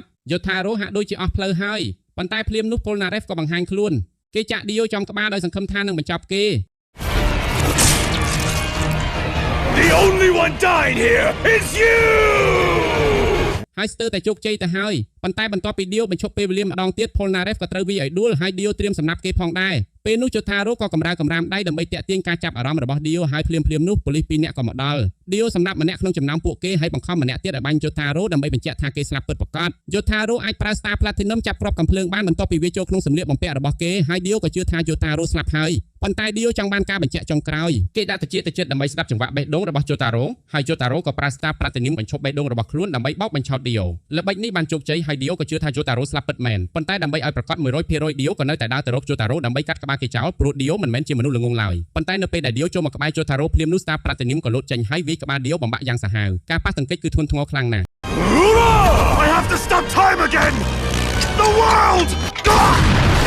You're not stopping time or leaving with your skull intact. Got it? Dio សំបីតែកម្រើកជើងរបស់ខ្លួនក៏ពិបាកដែរ Jotaro ព្យាយាមដុត Dio ដើម្បីបញ្ចប់គេប៉ុន្តែ Dio ក៏បញ្ឈប់ពេលវេលាបានហើយព្យាយាមរត់គេចដោយប្រើរថយន្តមួយ Jotaro មិនមែនជាមនុស្សដែលងាយនឹងឲ្យគេចផុតឡើយគេដេញតាម Dio ហើយវាយបំបាក់ Dio យ៉ាងចាក់ដៃប៉ុន្តែជាអកុសលនោះហើយជាអ្វីដែល Dio ចង់បានព្រោះកណ្ដាប់ដៃរបស់ Star Platinum បានវាយ Dio ហោះត្រឡប់ទៅលើផ្លូវដែល Joseph កំពុងដេក Dio ក៏ជញ្ជក់ឈាមទាំងអស់ពី Joseph ហើយនៅពេលរាងកាយរបស់ Jonathan ដែល Dio កំពុងលួចនេះចាប់ផ្ដើមសម្របសម្រួលជាមួយក្បាល Dio បានយ៉ាងពេញលេញទីបំផុត Dio ក៏ក្លាយជាអ្នកមានអំណាចដ៏ល្អឥតខ្ចោះពេលរាងកាយរបស់ Jonathan ក្លាយជារបស់ខ្លួនទាំងស្រុង Dio ក៏ចាប់ផ្ដើមបង្ហាញភាពឈួតរបស់ខ្លួនដោយកេះក្បាលរហូតឈាមហូរហើយសើចសប្បាយប្រៀបដូចមនុស្សឈួតខណៈពេលនោះ Jotaro ក៏ឃើញព្រលឹងរបស់ Joseph ចាក់ចេញពីរាងកាយហើយ Joseph ប្រាប់គេឲ្យរក្សាភាពស្ងប់ស្ងាត់មុនពេលព្រលឹងរបស់គេចាក់ចេញទៅដោយនិយាយថាពួកគេបានធ្វើដំណើរដ៏អស្ចារ្យមួយជាមួយគ្នា Jotaro, it's been quite the journey, eh, my boy? An unforgettable adventure.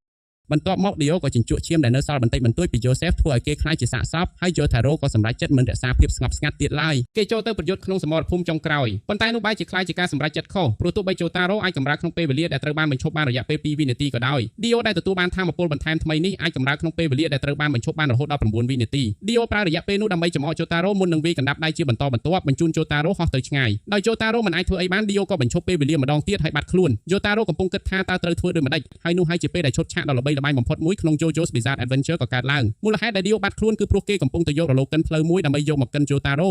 I'm going to roll all over you!